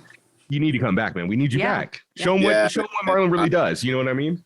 Yeah. I don't know, man. Like, I mean, me personally, I would love to come back just because it's just like, I think for me, I would love to come back more so just because it's like, all right, like I'm prepared to come back. You know what I mean? Like you're going to get competitiveness in you. Yeah. You're going to get a version of me that's like actually ready to compete and really get in here and shake things up. So to be able to see what I'll be able to do in that aspect is like what I would really want to see. And then too, it's just like, I don't feel like there's anybody really in the game that's really willing to take those shots that I am. Because like, if it comes down to me going into an elimination round, I don't really fear going against a lot of guys, whether it's strategy or physical or endurance. So it's like, I don't have that fear of being like, I'll call out a CT. I'll call out a Fessy. I'll call out a, you know, Ed or Nelson. You know what I mean? And it'll be a dog fight. You know what I mean? It'll be what the people really want to see versus let me play chess and make sure I don't ruffle anything. Nah, like, let's get in here and fight for this money. Like, you know? Make some moves. Yeah, I think that's part of it is like these last couple seasons, the prize money is so large that people want to play a quiet game and just make it to the end instead of making those big moves. Like, don't get me wrong, you know, 6 figures is 6 figures. But when we're talking about $500,000 and 125, I'm going to make some more riskier moves at 125 than I would at 450, 500,000. True. You know what I mean? But I know I totally get you. I guess for me, looking from the outside looking in, I feel like the quiet game is why a lot of these people that have the potential to win don't win, because then it always boils down to Fessy and the big brother, you know what I'm saying, running pretty much the second half of the game, while the vets let them keep their numbers and focus on the rookies. And then they end up getting bit in the butt because it's like, oh crap, we left the big brother alliance here all the way till the end. And now they're running the whole game. Yeah. And it makes no sense. It makes. Oh, I would say, the rookies, like in this past season, there was more rookies at one point than vets. And they never even thought to themselves, oh, wait, why don't we all vote together? Yes. Why don't we all vote together and then broker a deal with one of the two outlier vets like Amber, who didn't feel safe, Big T, who didn't feel safe. You could even make a deal with Kyle because he'll cutthroat anybody and then chop him to bait later, or or get a 2-for-1 deal, broker a deal with Corey, which means you're automatically going to get Nelson.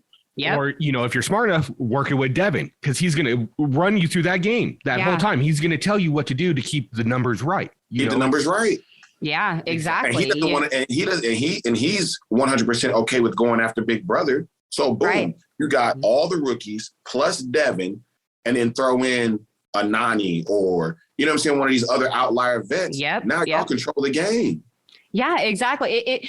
So we actually recently, our last interview that we did last weekend, we talked to Priscilla from this season, the one who broke up the Vet Alliance. Like, I'm absolutely in love with her. I was so happy to see a rookie step up and just be like, no, I'm not going to play your game. You're going to come after me one way or the other. And so why am I going to play it your way? And anyway, we had gotten to speak to her and we kind of asked her a little bit, like, why didn't all the rookies come together in the beginning? Oddly enough, she told me that it took a couple of eliminations for them to realize that they started with more rookies than the vets. Like, they were always buying into this idea that there were more vets and more people on the vet side. No one just sat down and counted.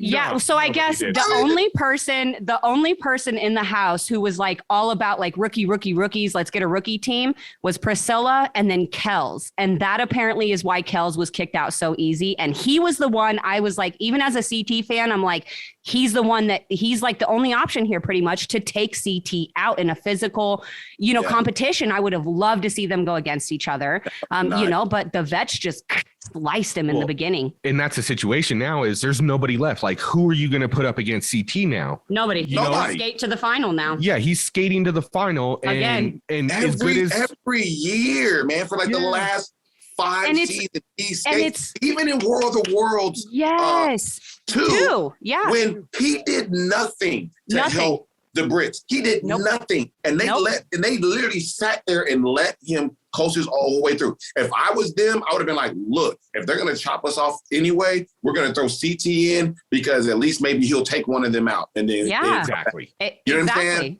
Because he's not expecting it to happen. So it's all right, who's y'all's biggest threat on the other side? All right, we're going to hurt y'all's numbers. Boom, y'all going to get CT, let the best person win. Well, he sat on his butt the whole time.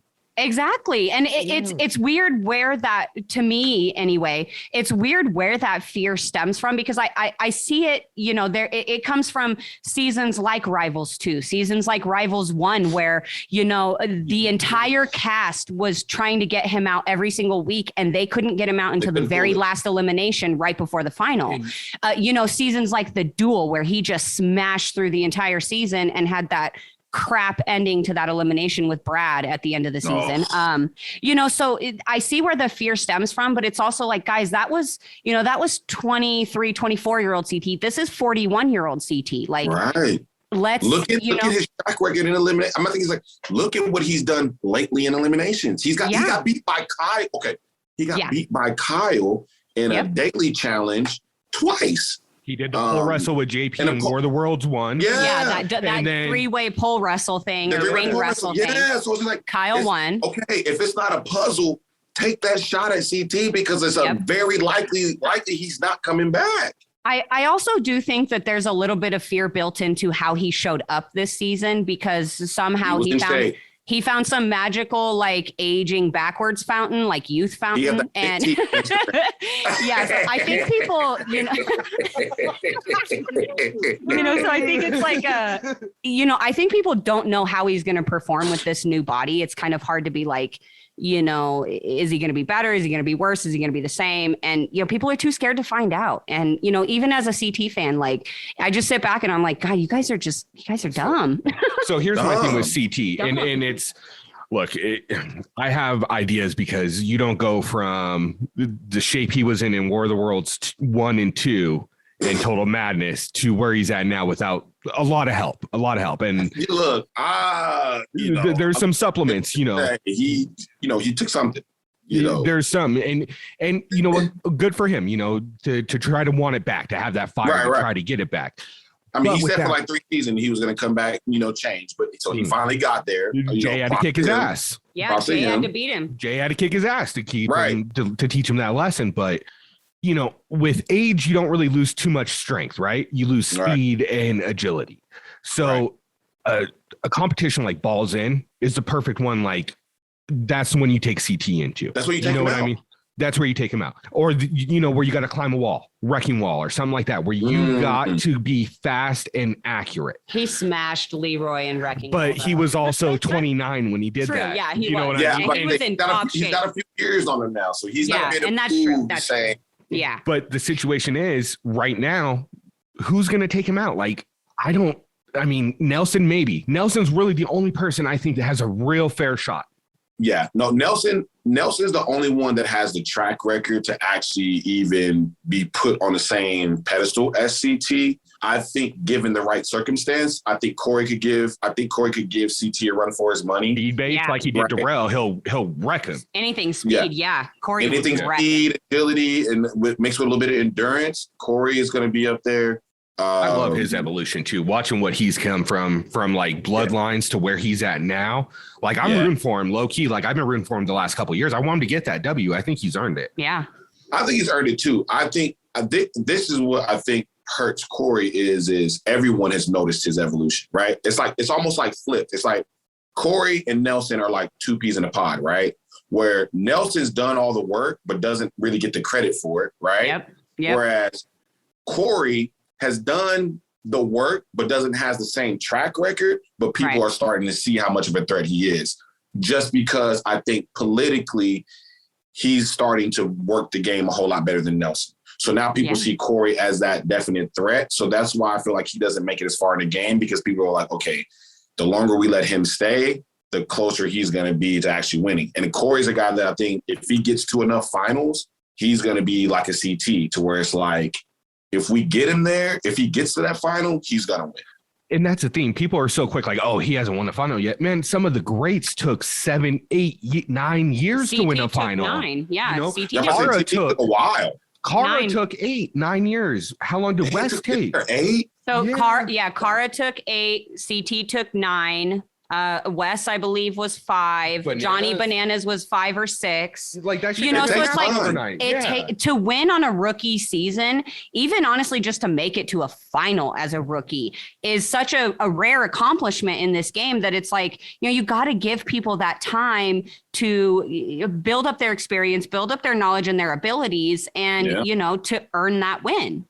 Yeah, because I don't think people on the outside looking in really like understand there's so much more to the game than just competing. I mean, there's strategy within the game, even, beyond like what you're doing from challenge to challenge to challenge, because you have to know sometimes it's in your best bet to lose versus winning. Sometimes it's in your best bet to assist another person's win versus getting the win for yourself. Sometimes it's in your best benefit to go into an elimination round when it's primed to go against somebody that's your best competition.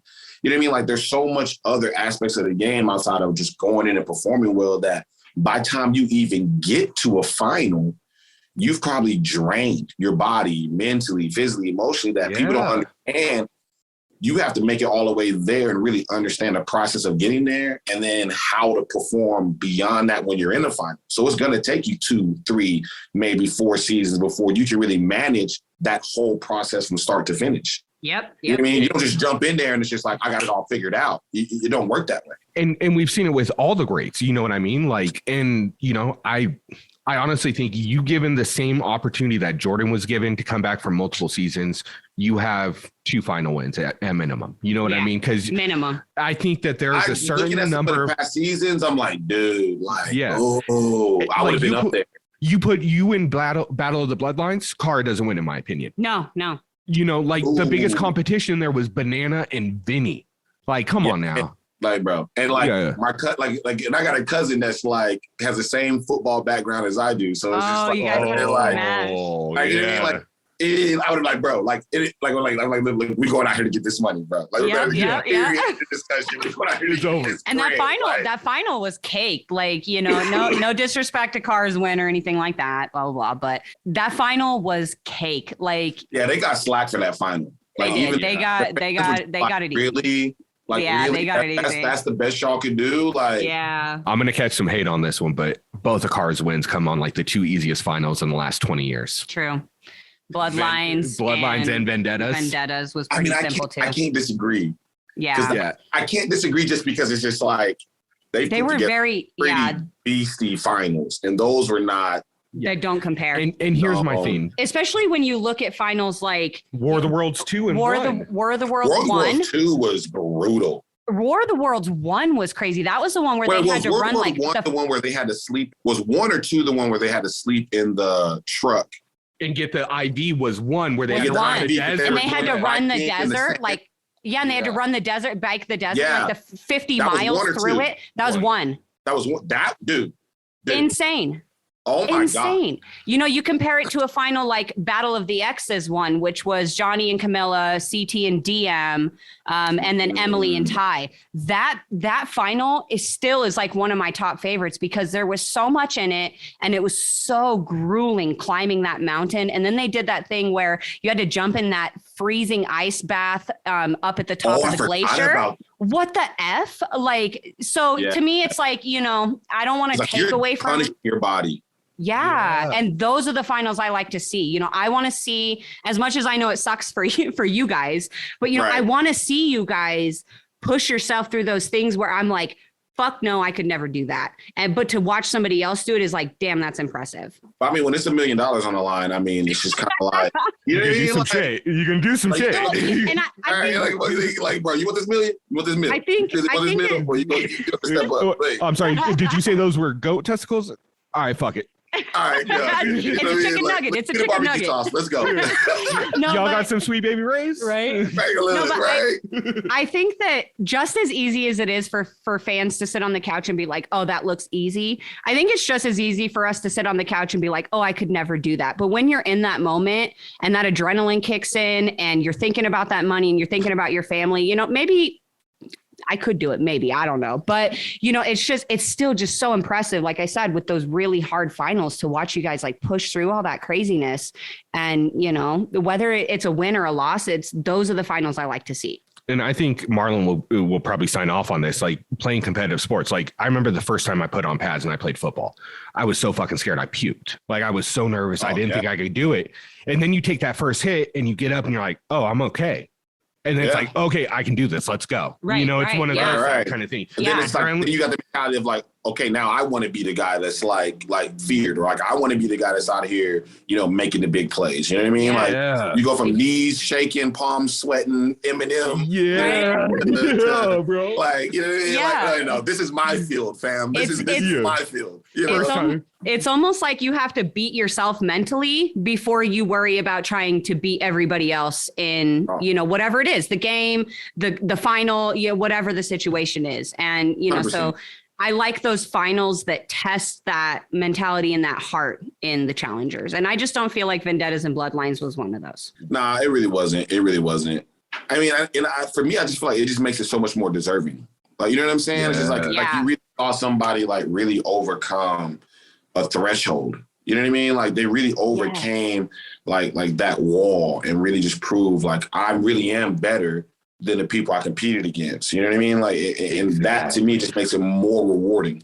Be like, all right, just go out here and whoever lifts the most on squat wins the final. Like that would be great. You know what I mean? Like, if you can squat 450 and eat a pint of ice cream, you won. You know what I mean? Like go home, $10 richer, right? But it's just like at the same time, it's like, but did I really win? Did I really prove myself? Did I really like come out a champion? And I feel like, you know what I mean? Like making that final like grueling is just like, it makes it that much more respected when you go home with that check, you know? Yeah.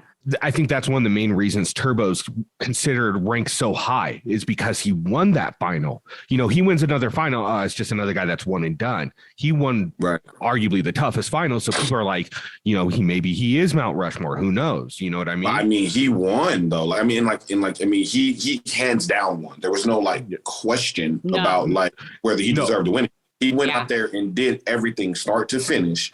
And like prove that like, no, I'm leading this. Like there's nothing you can say to me. Like I'm the clear winner. And the fact that he beat Theo, who's an Olympic athlete. Yeah. And then beat Wes, who's arguably some people's GOAT. You know what I mean? And he's no slouch physically either. I'm about to say, like, I know Wes's game is obviously politics and strategy, but people don't understand Wes is still a pretty good final competitor. Like, as far as endurance. Him lately?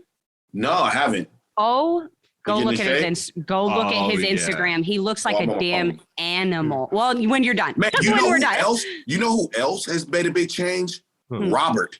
Yeah. Oh, yes. Yeah. Oh my God. People forget it. People sleep on him. He's come up too.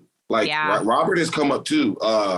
He never gets brought up a lot, but I think he's one of those like sleeper, like one of those like Cinderella guys where it's like, we can kind of see your potential. You never really like put it out there. But I feel like if they were to bring him back for like something like this is, and no disrespect to like All-Stars or whatever, but I just feel like they're missing the target with All-Stars. Cause it's like, we do want to see these, you know, more nostalgic people come on the show, but I think they're just going back a little too far. Right. I agree. I agree with that. I think they've gone back a little too far. They need to come up in the age ranks, you know, because I feel like they could bring in, and people may not like, I mean, I'm not really a fan of him necessarily, but they could bring in like Zach Nichols. They could bring in Robert. They could bring in somebody like me. They could bring in Jordan. They could bring in even like maybe like Paulie, Cara. Yeah. They could bring in Hook, you know, Heather Cook if she wanted to come back. Man, they need to bring Cook back. Like, it was BS that she was an alternate on the first All-Stars. But they're going to bring in Beth. Like, and that's what I'm saying. Why? Beth is 50 years old. I love Beth. She's an icon. Do? Have a baking cook-off? Like, thank you. Thank you. You know what I mean? And then it really pissed me off in All-Stars 1 where everybody was just volunteering to go, I didn't do too good this week, so I'll just go in. Why are you here? Or it's my turn. I'm the only one who has. So who gives a fuck? The point is to not go down there. Right. At the same time, the best part of All-Stars is you saw the difference between the people that came to play and the people that were just coming because they thought it was the old challenge. Like that first elimination with Ace and Latyrian. Ace was coming back thinking, oh, we're going to do some cookies and milk. Right. Latyrian was like, I'm going to beat the shit out of you. I'm killing everybody. Like, oh, let's go. He body slammed him like no other. Bro, my back hurts from that. My God. Oh my God. Like that was, I really felt bad for Cyrus. Having to go against Alton because it was like, well, dang, like he's screwed. Like, I mean, like, I'm sorry, bro. Well, not only was it Cy against Alton, but then that was the one where they had to call down their partner, and so it was Cy and Beth against Alton and Anissa. You know, and Anissa, she may not, you know, do the final thing. She may not have wins, but she is an elimination queen. You know what I mean? She has been in so many. I did not realize how good she was in elimination until All-Stars when they went through her track record. She is fantastic in elimination. Some of those losses are dumb fucking losses, like on Duel, where they had the one where they had to say, oh, I think you can only lift 32 bricks off this thing. And you say, okay, bet. And, you know, she made a mistake and went too high and she lost that. But the other girl didn't have to try. It was just, it was did like, it or not. You beat yourself. She couldn't deadlift. He didn't beat you. You beat yourself. Exactly. So it's just like, that's not really a loss. That was just bad calculation. Like, you know what I mean? Exactly. Like, real talk, Anissa gets her endurance up. She's still I think she's still in the age range where she can do it. Cause I think she's 35, 45, somewhere in that ballpark. Yeah. No, she's still challenge competitive, age-wise and all that stuff. She just needs to get it done in the off season before she gets, you know what I mean? Like, there's some work that she's just not doing. Because I mean, in all fairness, at this point, it's on her. It's just like, you know what you need to do. Like, just get it done. And I hate to say it, but it's just like she comes in a little bit because we all remember where Anissa started. Oh yeah, Anissa was a beast. Yeah. Right. So she comes in not necessarily in the best shape ever. So it just instantly makes her look like a target in a sense of we don't know if we really want to run with you final wise. Because we just don't, you know, and that's just on her. She just have to put the work in to make it happen. CT did it. Yeah. You know what I mean? If she could set a goal to say, look, I got to be able to run 5 miles without taking a break, without walking, just jog 5 miles straight. If I can get that done before I go on the season, she's got a good chance. She's got a good chance to win, not even just make the final, but to win. They won't come for her. And that's the thing, though. If she comes in the house in that type of shape, they won't even come for her because it's like, you already have the track record of being a beast in eliminations. Now you're actually in the top tier shape. Ain't no female gonna risk going down there against her. No, it's the CT fear. It's the same. It'd be the same thing. Yeah, it's the exactly. same thing. Like she'll literally be able to coast her way to the final, and then it's just like when she gets there, it's like, okay, I'm ready. Like there's your win. So that's it, right? That being said, I do want to give her props because I do follow her on Instagram, and ever since she had to leave this latest season for her injury, shoulder, when she did her shoulder, she had her surgery and everything, and she's been working with a personal trainer ever since she got home from Spies, Lies, and Allies. Oh yeah. So I want to give her credit for that. It looks like she's starting to get the idea that, hey, look, you have to get your body into physical shape, not just for the potential of making it to the final, but so you don't hurt yourself while you're there because you're not taking care of your body, and so I want to give her credit for that. And I'm hoping that it works out for her and that we see kind of a new version of Anissa on the next challenge she comes on, so. I mean, yeah, because look, I'm not a physical therapist. I'm not a doctor by any means, but I also know that if you're working out your upper body and your shoulders enough, you slipping on a wall isn't going to dislocate your shoulder because it wasn't that fall. It was her slipped and she gripped and that weight pulled on her shoulder and popped it. Yeah. Mm-hmm. It happened to me playing football. I held onto the guy's jersey and he went back and it is what it is. You spend the next 12 weeks with a rubber band doing this nonstop. You know what I mean? Yeah. Like, get more. Come on. You got to squeeze the tennis ball, Yeah. But hopefully that was a, kind of like a wake up, like, hey, let's get going on this right now. Yeah. So there is one thing. The break that she needed. You know what I mean? Like her being take like, because she does both. She's basically doing both seasons. So her having this injury probably gives her a little bit more time to get in shape, focus on that. You know what I'm saying? Right. Before she comes back again. So that you're right. That's a busy ass schedule because she went Total Madness, Double Agents, All Stars, right back to Spies Lies.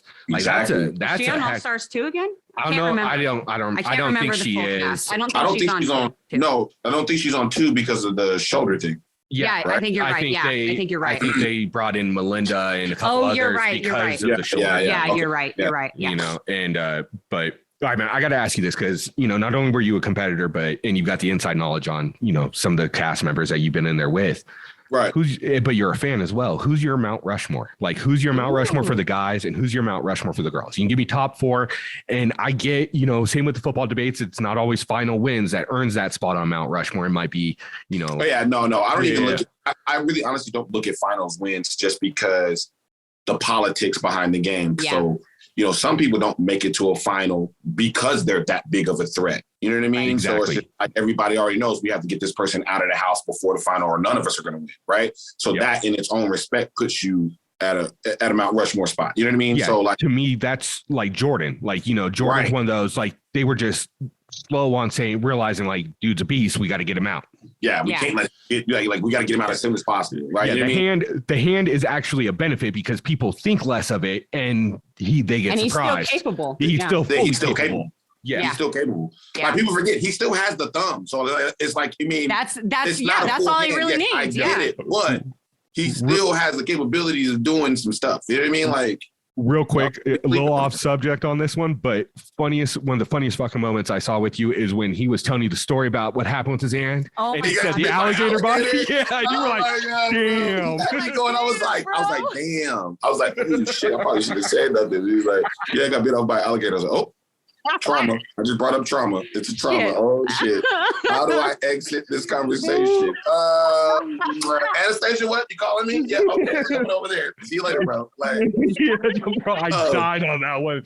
I was waiting for the Happy Gilmore reference the whole time. Oh my god. I was mortified. I was like, ooh, shit. Okay. All right. All right. So who's your Mount Rushmore? Dang. I mean, if I have to go all over, like if I have to go all encompassing game, I mean, Jordan's going to be up there. Oh yeah, absolutely. Jordan's going to be up there. I mean, he has to be on everybody's top 5. There's no way you can't put Jordan in top 5. You can't. What? 4 seasons, 3 wins, or no? 5 seasons, 4 finals, 3 wins. 5 seasons, 4 finals, 3 wins. 3, right? Yeah. Yeah. That's impressive. That is the best stat. It doesn't get any better than. No. Yeah. I mean, so to me, like, I do put final wins in there because, it's like the Tom Brady effect. That's still legitimate. Legitimate. Yeah. But to me, it's more important that the percentage of wins to final appearances. You know what I mean? That's a big factor. Yeah, when you got a 75% win ratio in finals, like how do you argue that? You know what I mean? Yeah. You can go to Vegas with that. You know what I mean? Bro, you're a millionaire in Vegas at that. Exactly. 100%. Like you win. Yeah. So Jordan has to be in top 5, period. I would definitely put Wes. Oh, yep. I love His it. elimination record speaks for itself. He has elimination, his strategy, just his ability to get to a final, even when people are coming after him. It's like, bro, you have to put him in top 5. So Wes, Jordan. I'm not a very big Johnny Bananas fan, but I respect the game. Yeah. I can respect the game. He knows how to play the game, whether it's dirty, however you want to categorize him. The man mastered how to manipulate the game at all. So you have to put him. I feel like he has to be top 5 just off of that. After that, it gets tough because then I look at like we got all these new school players versus old school. Like I would love to put Nelson in the top 5. Right. I put him at an iffy 5 just because he's never been to a final. But it's like I feel like if he got there, I feel like he'd be hard to beat. I feel like he would be hard to beat. Once it's in there, I feel like he'd be hard to beat. And then I know this probably is a long shot, but I put Turbo up there too. Oh yeah. I can't argue with him. You know what I mean? I put Turbo in there. I mean, I've never seen somebody dominate like maybe Jordan, but like for somebody so fresh in the game, dominating and being so well-rounded from puzzles to endurance to swimming to strategy, like Turbo's up there. I feel like, I feel like we got robbed as viewers that we never got to see a Turbo versus Jordan final. Yeah. Like that. Or elimination. That is a robbery. That's highway robbery right there. Yeah. Because elimination would be He's the only one that can push Jordan. Yeah, that's what I'm saying. Like maybe endurance, maybe Theo, but But then Jordan's gonna kill him in a puzzle because there's all the phases. Or swimming, he's gonna get that. He's gonna get that 2, 5, maybe 10-minute head start to where it's like at that point you might catch him, but you're not gonna beat him at that point. Exactly. Right. Turbo's the only person that I'm like, all right, he gonna be on your ass the whole time, like right there with you.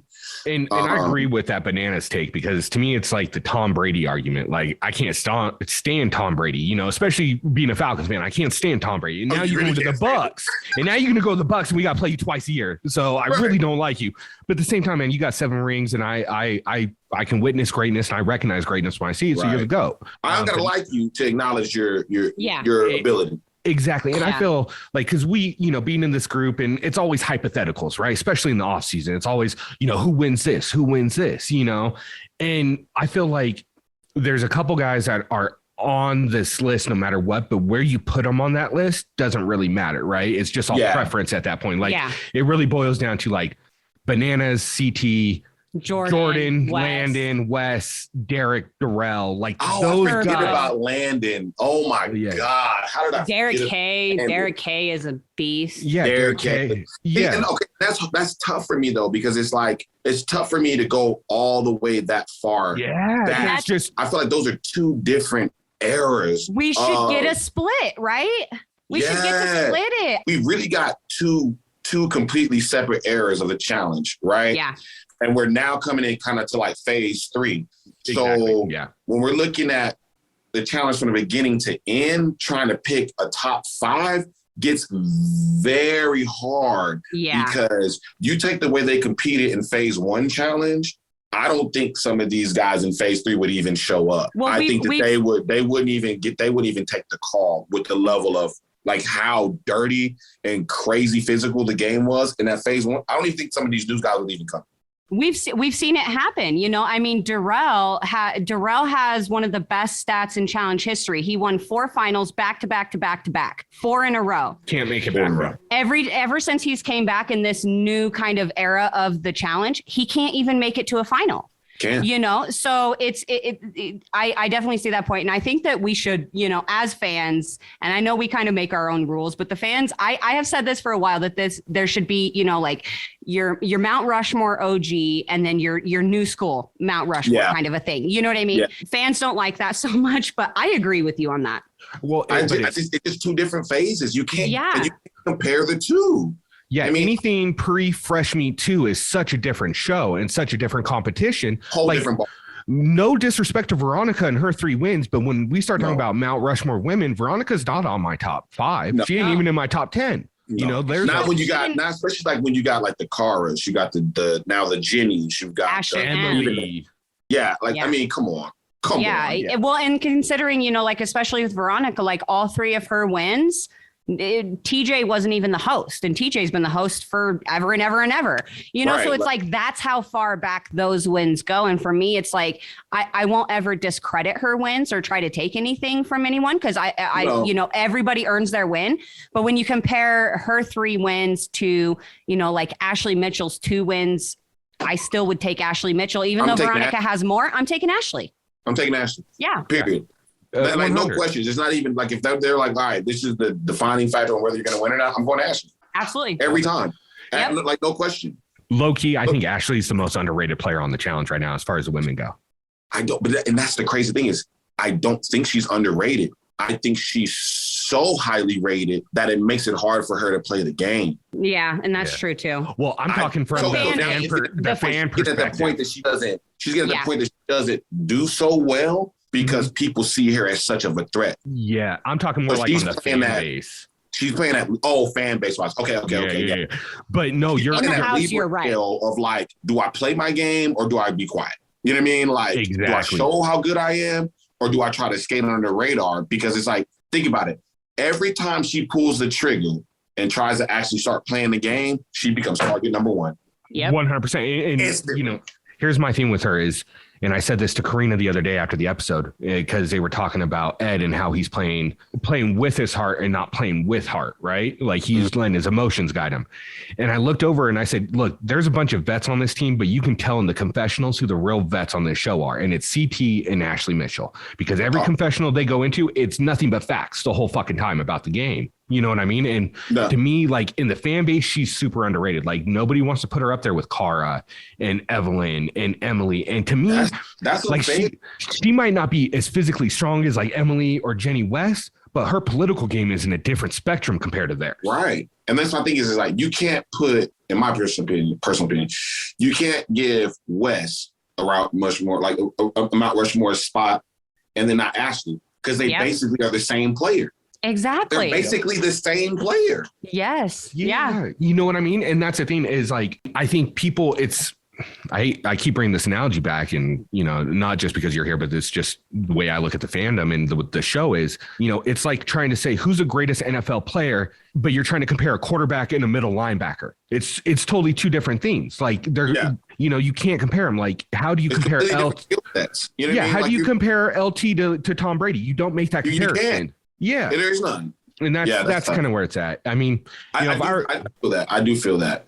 Yeah, and I mean, like, so if I'm going to throw Mount Rushmore, let's say top 5, I go Banana, CT, Jordan, and then it's a toss up for those last 2 between Landon, Derek, Darrell, and maybe Nelson. Especially if he gets a W. My thing is Nelson. I'm telling you, Nelson is one final away from being that dude.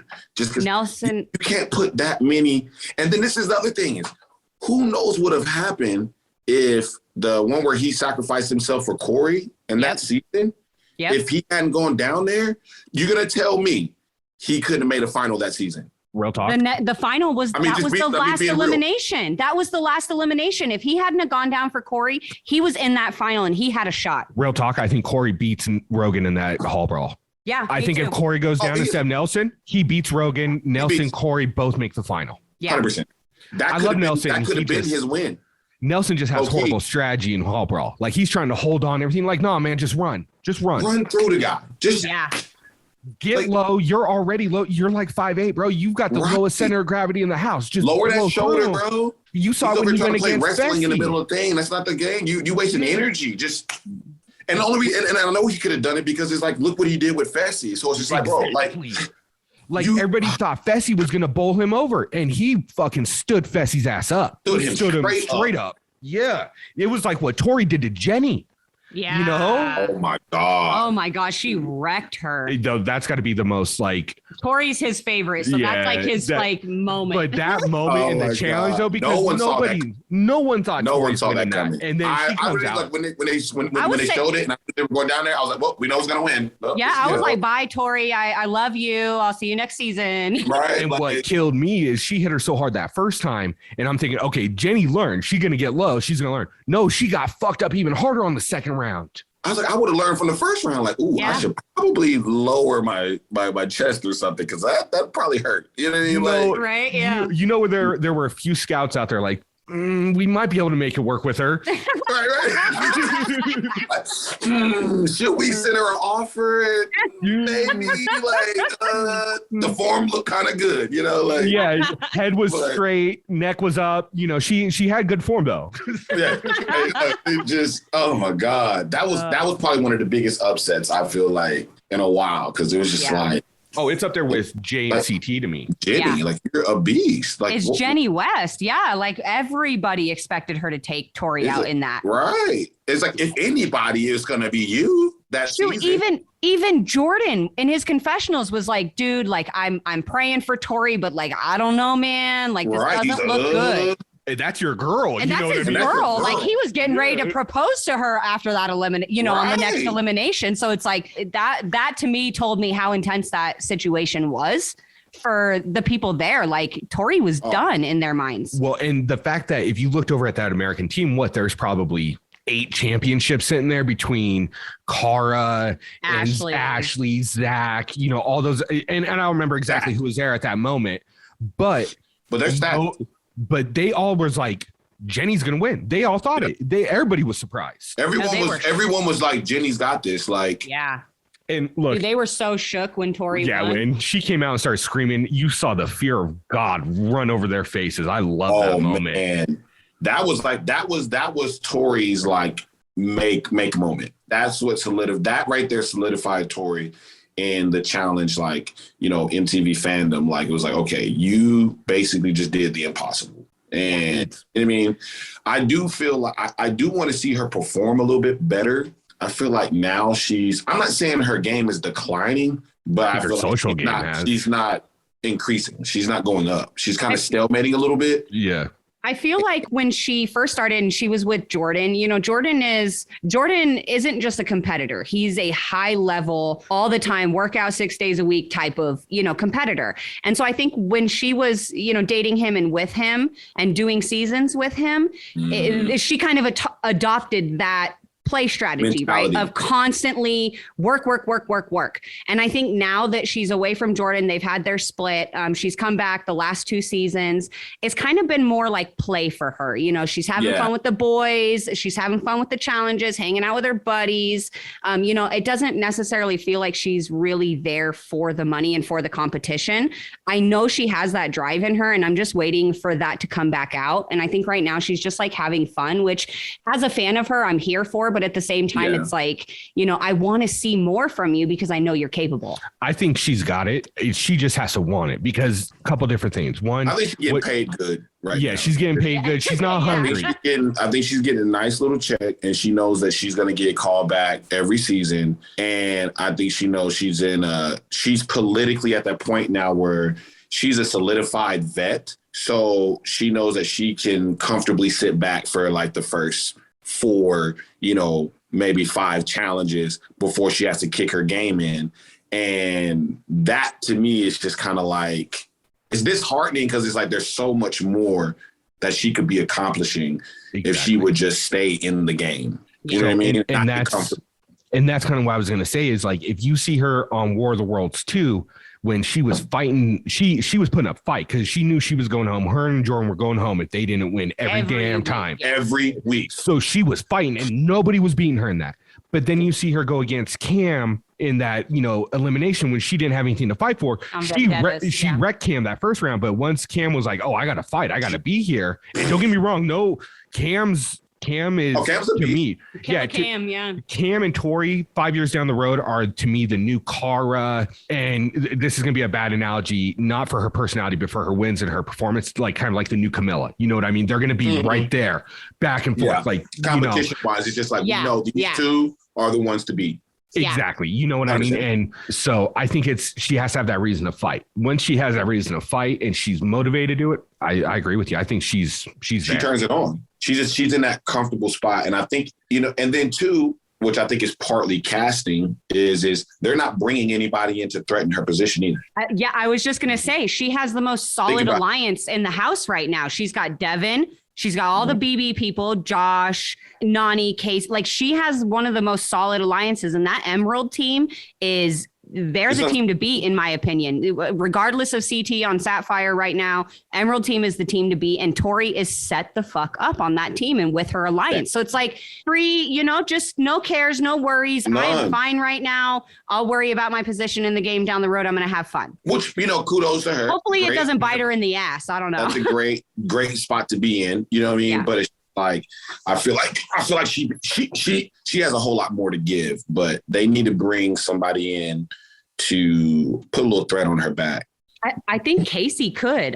Casey could stack up. Her and Tori would be interesting to see them go against each other. It's just that they're friends. So it's friends, so it's the only time you're going to see that is if they make it to a final together, or if by chance somebody throws them in, and throws Casey in and she calls Tori, or vice versa. Yeah. You know what you need? Tori needs them to cast Cam and Cara and her in the same season. Is what it is. Because Cara is going to be the one that pushes Tori. Because to me, those two line up more than anybody. Yeah. Cara and Tori. And Tori line up the best. Yeah. Like, give me that elimination. They line up 100% the best in a sense of you just don't know what the outcome's going to be. To me, it would be no different than it's like the Wes and Derek K pole wrestle, right? Like, you just don't know. It could go either way. And no matter what happens, you'd be happy with the win either way. Okay. Yeah. If Wes and Derek do that pole wrestle again, you know what I mean? Like, it's not one of those where it's like Wes absolutely just smashed him and, just ruined his life and he'll win every single time. It's one of those where, like, if they did it again, it could go the other way, and I feel like the same kind of thing with Cara and Tori. Yeah, no, I feel like Cara and Tori, it would definitely be, especially if it got to a final, I feel like it's going to be one of those back and forth things to where it's like, it's going to be a nail biter to where it's like, all right. Down to the individual times. Yeah. Yeah. Like, it's going to be that nail biter of like, dang, well, Cara won here, but then Tori won here, but then it's like, oh, they kind of were tied here. And then it's just like, you know what I mean? Like they play such a similar game that they could go to a final 3 seasons in a row and you still wouldn't know who would win. Exactly. Yeah. You would never know. You would just like, okay, like, we just don't know who's going to win this time. We don't. It's like, you match up Jordan and Landon, right? You have Jordan and Landon run 10 finals. You might get a 50-50 split on that. You really might. You never know. So? No, I think Jordan smashes him. Jordan smashes Landon. Jordan's going to smash him.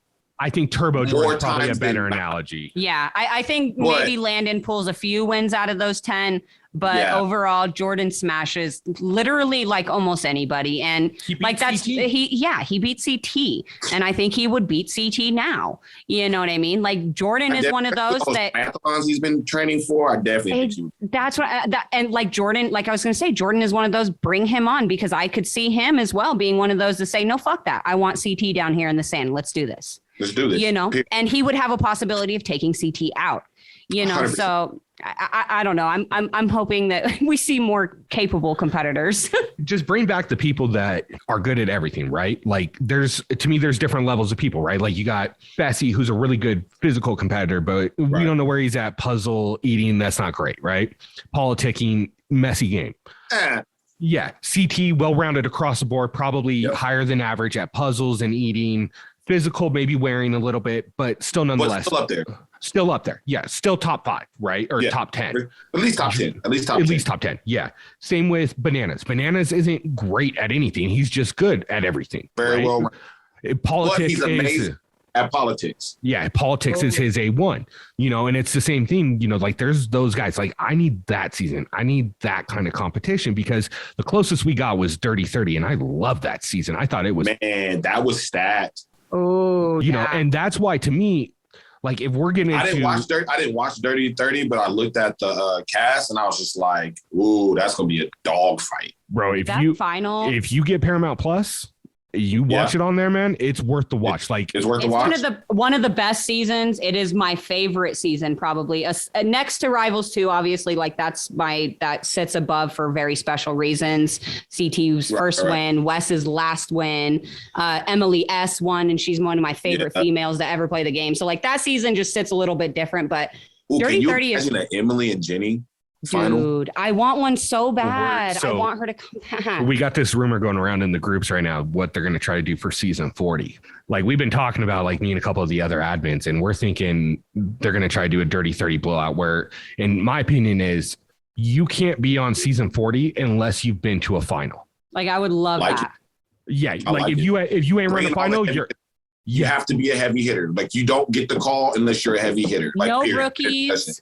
Don't even waste our time. Yeah, we don't need no rookies, like all heavy hitters. Just a vet explosion. And bring on like 40 people, right? And run a fucking mini final, episode 1, and cut 5 women, cut 5 guys. Purge. And then you got your 30 people, and you're running the rest of the season, and you know it's going to be nothing but good episodes every time because all the history, everybody's well-rounded, everybody's and good. And there's no easy votes. There's no layup. There's no layups there for people to just no rookies to go after, no layups. It's you're going to take out the best or you're going to go the fuck home. Period. And that's where it's at, man. All right, so I want to make sure I touch on this. I know you mentioned it briefly when you were talking about kind of like your history and how some of the guys in your family and friends were looking up to you, that you also have a rap career, right? And I read that you actually, I don't know the timeline, and that you opened for SWSX, South by Southwest. Is that correct? And you opened for Zero and Slim Thug. And I'm actually big fans of them. I got friends down in Texas that put me on them years ago. So I've been listening to Zero. Man. So I wanted to know more about this. Okay, so like it was actually crazy. So I had a manager at the time, and she's from Austin, where they obviously do South by Southwest. So I was back home, and she was just basically just doing a hustle. So she had ran across a club owner, and he was like, "Yo, we're gonna be doing a last minute show for South by Southwest. Do you have any artists?" So she sent my music over, and he was like, "Oh yeah, bring him on. We're gonna let him perform." And then come to find out, it was Slim Thug and Zero. And it was crazy because she called me last minute. I think like the show was like Friday night. She calls me Thursday. She was like, "Can you do a show Friday?" And I was just like, "It's South by Southwest. Like, of course I can do a show. I'll make it happen." Yeah. Like whatever needs to happen, I'm there. Like, I'm already walking. Right. Like, do I need to go now? Like, do I need to spend the night there? Like, you know what I mean? Like, I'm there. I can do a sound check at 1 a.m. We're good. Right. Like done. Right. So she's like, "Okay, well, I'm gonna get you in. I don't know how long you're gonna perform. I don't know what time you're gonna go on." Or she gave me I had no information. I just knew I needed to be at the club on Friday, right? Friday night.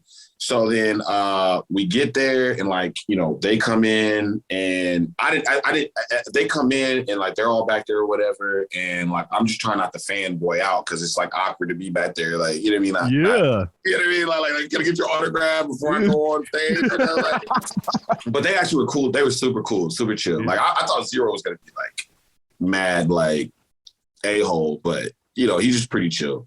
But I can see that.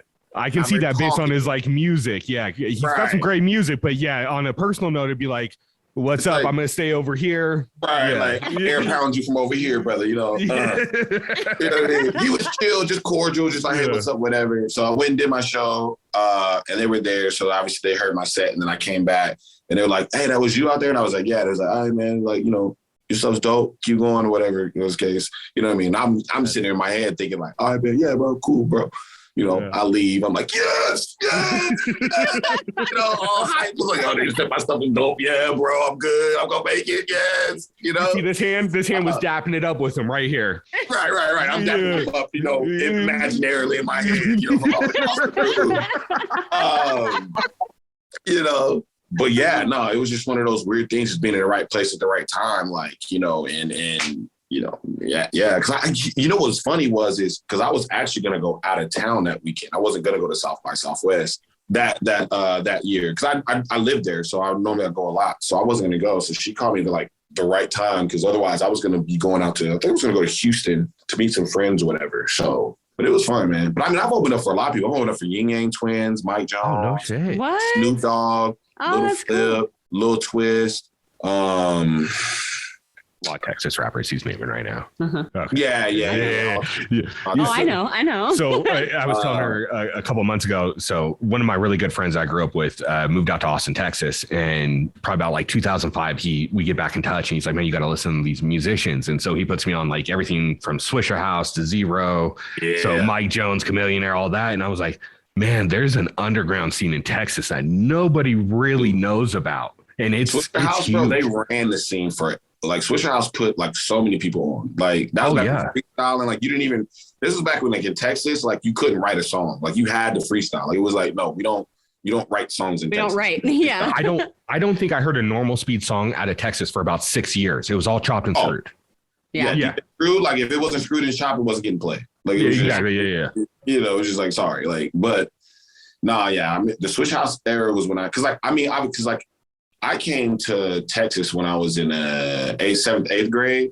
Mm-hmm. So I didn't even get put on to like, you know, Texas rap till basically I got to high school. You know, I was in Vegas, you know, listening. You know what I mean? So like the culture I was in the Busta Rhymes and like other. It was a totally different culture out there in Vegas. Totally different. And then they gave me Little Flip and I was just like, oh, this like that. Or Lil Kiki. Lil Kiki was my first like big time Texas rapper that I was like, I like this dude. Like I'm jamming his tapes. Like, yeah, mine was he sent CDs at this point. He mailed me Chameleonaire and Paul Walls. I think it was Get Your Money Right, or I can't remember the exact name of the title, but they're sitting in a barbershop. You know, I still remember the album cover. But I think I was talking about. That was popular when I was in high school. Yeah. But I didn't really get into Paul Wall till Grills, but by the time he was kind of already big. But but I was more of a Chameleonaire fan than anything. Well, his flow was so different for that time. Yeah. I mean, he stood out the most, like out of all Texas rappers, because he didn't really have a Texas sound, but you could hear the Texas influence. Yeah. And you know what I mean? I guess him not cussing wasn't a real big thing, but I feel like it forced him to have a different like vocabulary and vernacular, like, you know what I mean? Like how he presented stuff was different. That made it cool to me. You know what I mean? So I thought it was pretty dope. He had to be outside the box on it. Yeah, exactly. You know, it's similar because I see a lot of similarities between the Texas music scene and then the Bay Area music scene. Mm-hmm. Very similar as far as the way they come up, the way that it's not about major labels. It's about homemade labels where it's, you know, you guys started out yourself and you make it big that way. You know, you're making money that way. And that's huge in the Bay Area. I mean, that's how 40 did it, how Mac Dre did it, all of them. None of them got signed to big record labels, you know, same in Texas. It was all homegrown. Yeah. And it's a totally different type of music than anywhere else. Like, like you can hear someone from Atlanta, and there's so many rappers from Atlanta that have such different styles that it's not synonymous to Atlanta, where there's a certain type of music that's synonymous to Texas and synonymous to the Bay Area. And I think, and when you hear it, you know it. There's no there's no if and the but. You hear it, and it's, you know, that's Bay Area.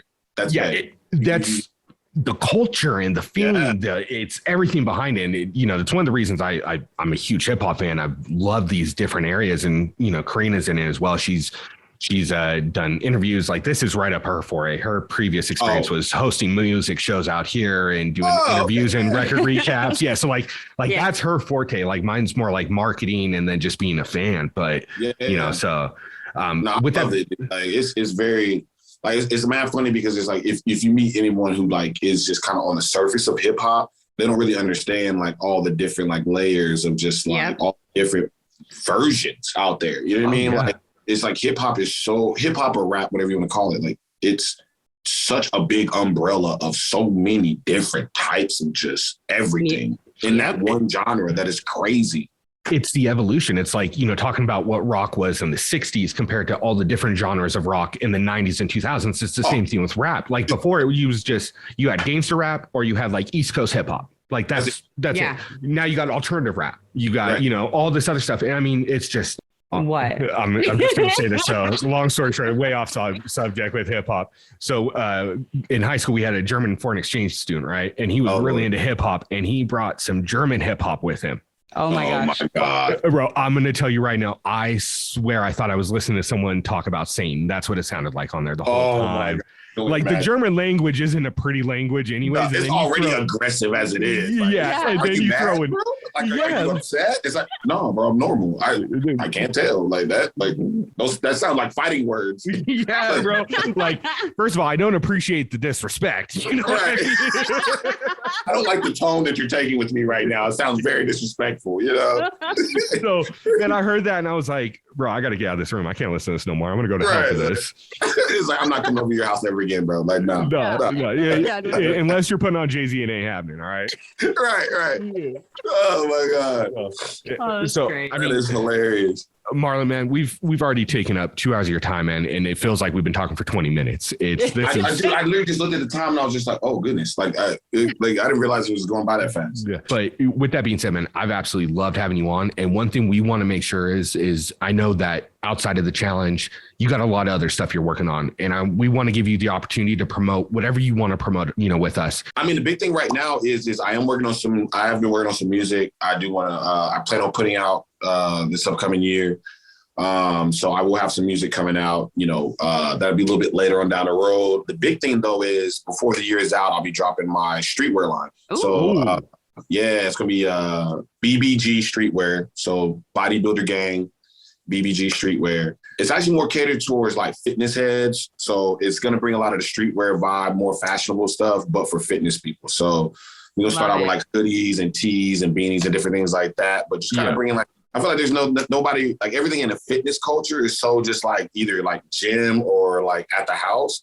There's nothing that you can like wear out to like just be kind of like, I'm in a fitness, but it's fashionable, looks good. So branching into that market. And then I do videography. So I don't know. Oh shit, I didn't even know that. Yeah. Yeah, man. So I've actually shot some music videos. I actually shot some commercials. I shot some corporate videos. So, and then, once I start putting more stuff on social media, just kind of, it'd be nice to get some support from the fans out there on those different things. Cause this videography stuff, I mean, I like it. I enjoy it. Like putting together videos and stuff. It's just like super dope. You know what I mean? But I just feel like anything with like music or art or creativity, it's like to be successful in that genre or to be successful in that industry, you got to have some support. You know what I mean? Like people got to be consistently like on your stuff. So as I start putting stuff out, it'd be dope to get the support from the fans on that. But yeah, man, that's really it. Just music, clothing, and videos, basically all the art stuff, creative stuff.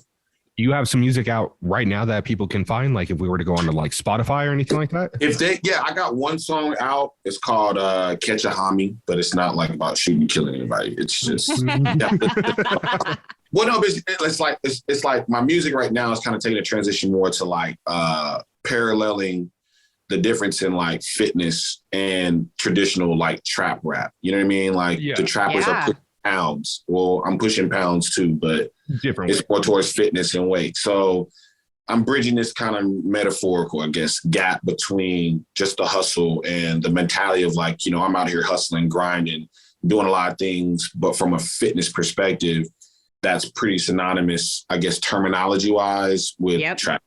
You know what I'm saying? So, absolutely. Yeah, I see the connection.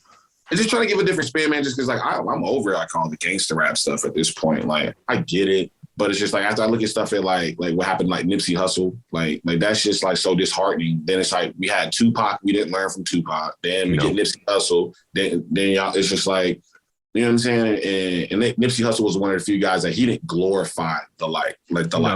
He talked about it more, in a real manner and how it wasn't. It shouldn't have been glorified the way it has been. You know what I mean? He was respectable about it. He was an adult about the content. You know what I mean? It's like, I'll give the heads up to like even someone like 50 on this because he talked about like hustling and stuff. And he said, look, once you do the math on how long you're out there, what you're making an hour, the chances of getting busted, all this, blah, blah, blah, you're making less than minimum wage. Yeah, exactly. Like, so, I appreciate people that have real story and real experience with it. but don't glorify it the way it tends to be glorified sometimes because it's not the life. Let's be real. It's not the life. And, and I've grown up around those dudes, man. It's like you talk to anybody that really honestly comes from that lifestyle, they don't enjoy it. It's absolutely not. It's a means to an end. It's a necessary evil in the sense of like they just felt they had no other option, so they had to get into it to do what they had to do at the time. Then it's a social stuff racks up, and then it's just like they kind of get stuck. But it's a socio-economic problem is really what it is. I mean, because it's really the economics behind it. And, I know we could go off on like another 3 hours conversation on this alone. You know what I mean? But, I think that's where I lean more towards like, because I grew up late 90s, early 2000s where hip hop that's all there was. Rock wasn't around no more. Well, I mean, it was, but, it was hip hop. Not as influential. Yeah, exactly. It wasn't influential. I mean, and part of that is because of Eminem and all of that. And I understand that behind it. But, I'm happy about Eminem because without Eminem, I never find Mos Def. I never find Talib Kweli. I never find Kendrick Lamar. You know what I mean? Wu-Tang Clan, if you want to go back out, or, it opens up the door for J. Cole's and the Wale's. You know what I mean? Like, how really does J. Cole drop an album with no promotion and goes platinum with no features? Exactly. And this is the thing, is like, without that, I don't become an Andre 3K fan. And that's ATLians, bro. Like, I've been on Andre 3K since ATLians back when Outkast was like underground. Like, I still remember this. My first album was it was a BET Rhapsody the Basement like promo album, and it had the artist storytelling with Slick Rick. And I heard that verse from Andre 3K. Are you kidding me? It's a rap from there. Rap. It's a rap. Like, if you don't like Andre 3K after that, then I can't trust you. I can't trust you. I can't trust you. No trust. We got a 10-year-old. I was like, you want to hear my favorite rap song? So I put on that one, and Corrina's like, what the hell are you playing? He's 10 years old. What are you doing? I was like, he don't know about none of that, but he needs to hear these. He needs to hear this lyrics. Right? Vocal patterns, the way he split bridges and bars. He needs to hear this. And then like people give credit to like that they like Drake's the first rapper to rap and sing. I'm like, excuse me? Have people you not heard Speaker Box and The Love Below? Are you going to disrespect my man, Andre 3K? Are you going to disrespect my man, 3K right now? Right? I can't trust you. I can't trust you. That's weird. In my personal opinion, there might be maybe 2 to 4 rappers in the world that I think could actually compete with 3K lyrically. Cool. Maybe Eminem, young Eminem, not new Eminem. Young Eminem? Yeah, young Eminem. Yeah, I'm talking Slim Shady LP to Marshall Mathers, right in that area. Okay. Nothing after Marshall Mathers. Yes. I think young Kendrick, like Section 80. Ooh. Section 80 Kendrick, 100%. Yeah. Damn. That's like...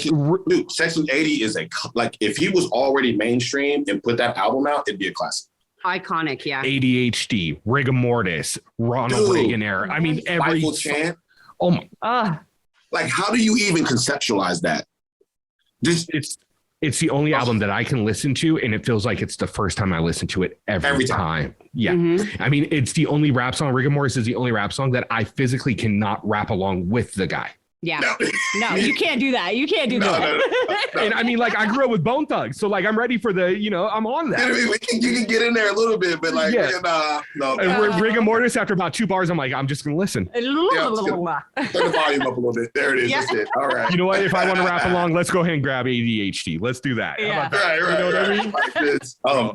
That Section 80 was what put me on the Kendrick. Like, and I was just like, when I heard Section 80, I knew he was gonna make it. I was like, it's just gonna take time. I was like, he's gonna be that dude. It's just gonna take him some time. Have you ever gone back and listened to Overly Dedicated, his first album? No. Oh, bro, I'm gonna shoot you a link on Twitter. I'm gonna shoot you a DM on this. He's got a song on there called "Ignorance is Bliss." Oh my god! And he's got one line in it. And it sticks with me forever. He goes, "I'll back you down like Shaq with a black 223 in my hand." And I heard that, and I was just like, I've never heard a metaphor like that. Oh my god, bro! I'm telling you, like. Bro, I'm gonna send you this song. It's gonna change. Like, that is where he can keep with Andre 3K. That's he's on a league in the league of his own, dude. Yeah. And then he drops Pimp, How to Pimp a Butterfly. Oh my god, that album was amazing. Did you listen to his Untitled? No. It was nothing but jazz samples. It's oh my god, dude! I'm gonna send you a couple links. All right, man. I got you. I need these. Yeah, I got you. I mean, like, I'll send you even the link to like some of my Spotify. Like, I got stupid amounts of playlists. I'll send you some decent ones. Like, send me all of it, dude. I'm all, dude. like a music connoisseur. I want all of it. I want it all. Just send me everything. I got you, man. Marlon, man, hey, this has been an absolute pleasure. I mean, real talk, this has been my favorite interview by far. I mean, not just because of like my fandom for you, but like, dude, there's just been a great back and forth conversation, and not an interview at all, but really just talk. And I enjoy that immensely. Oh man, thanks, man. Oh, thank you. Guys are awesome. Easy to talk to. It just flows. You know what I mean? It's like I've known you forever. You know what I mean? Like it does. I know. I feel like we've talked before. Right? It's weird. It's kind of weird, but no, it's been awesome to meet you. Thank you so much for your time. I mean, you told us that it would only take about an hour, and you were right. So you won that bet. Yeah. But man, with that being said, you ever want to come back on? You got something you want to promote? You just let us know. We'll make it happen for you. And then. Welcome anytime. Yeah. Anytime, man. And then, hell, if you come on, maybe we'll do a little segment where it's not even challenge related. We'll just talk about life and stuff. You know what I mean? Talk about some subjects. For sure, whatever. Yeah. Because I'm one of those people, like I'll talk about anything regardless. It doesn't have to. If I know something about it, look, we can chop it up. Period. Yeah, exactly, man. You want to talk about social injustice? I'm here with you. You want to talk about football? I got it. Like, let's do this, right? You know what I mean? Right. So, but all right, man, you have a good one. I'm going to shoot that stuff over to you now, and we'll shoot the links. And otherwise, man, thank you once again so much, Marlon. All right, you two guys, y'all have a good weekend.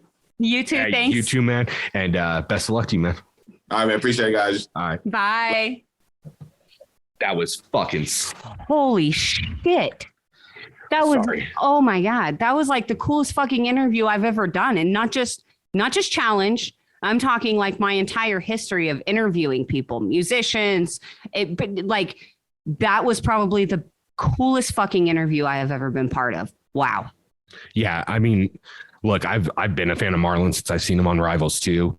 With that being said, like, I didn't think we would just vibe like that. Like, it wasn't even an interview. It was a conversation. We were just, bullshitting. And not only just a great guy, but like super well-rounded, well-versed on everything challenge related, TV related, music related. I mean, and then to learn football, and then to learn about him being into videography as well, and clothing. I mean, look, he's a trendsetter for sure. And regardless if he comes back on the challenge, you can tell Marlon's positioned himself in a way for nothing but success.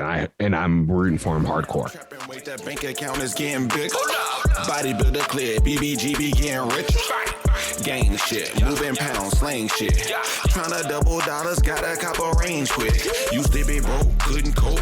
I changed quick. Thin waist, pretty face, my makeup, my main bitch. Day one been an icon. Sorry that I've been gone. Hiatus for my haters, where BBG what we own. Never could they knock me off. My hustle game is too strong. Take your swag back to like it, got the shit on Groupon. Stupid with the flow. Think I'm going too dumb. That's how you looking, fire baby, leave the scene too dumb. Lane switch, moving pounds, gang shit. Gated community, but you talking, you bang shit. That's lame shit. We double that change quick. All gas on my haters that hog in the lane shit. I'm killing shit, I might just catch a homie. $1 million scheme, come run it by me. I hit the gym and doubled up my body. I'm trapping weight, I might just hurt somebody. I'm killing shit, I might just catch a homie. Big ups to Marlon. Make sure you go check out his new clothing line. Go listen to his music on Spotify. We've linked it all down below. Go give him a follow on Twitter and Instagram. And I'm telling you, if you're inspired to get back into shape, look at the games Marlon's made. He's an example to be followed on that. And once again, guys, thank you for tuning in. Thank you for listening to us. For myself, Corrina, and everybody else on the Challenge Fandom Podcast team, thank you guys. Make sure to subscribe, and if you get a hot second, leave us a review. Make sure it's 5 stars, because if it's 4, I think you're a hater. Bottom bitch, I made it out. Fuck the fame and you can keep the clout. McKinney, Texas, repping for the South. These niggas won't be for me like I'm an in and out. I'm deep diving in 10s, they struggling with 6s. I still fuck with women, did it on television. You can't get them in private, so please quit with the dissing. Now my haters looking washed, I'm through with the dishes. I'm killing shit, I might just catch a homie. $1 million scheme, come run it by me. I hit the gym and doubled up my body. I'm trapping weight, I might just hurt somebody. I'm killing shit, I might just catch a homie. $1 million scheme, come run it by me. I hit the gym and doubled up my body. I'm trapping weight, I might just hurt somebody.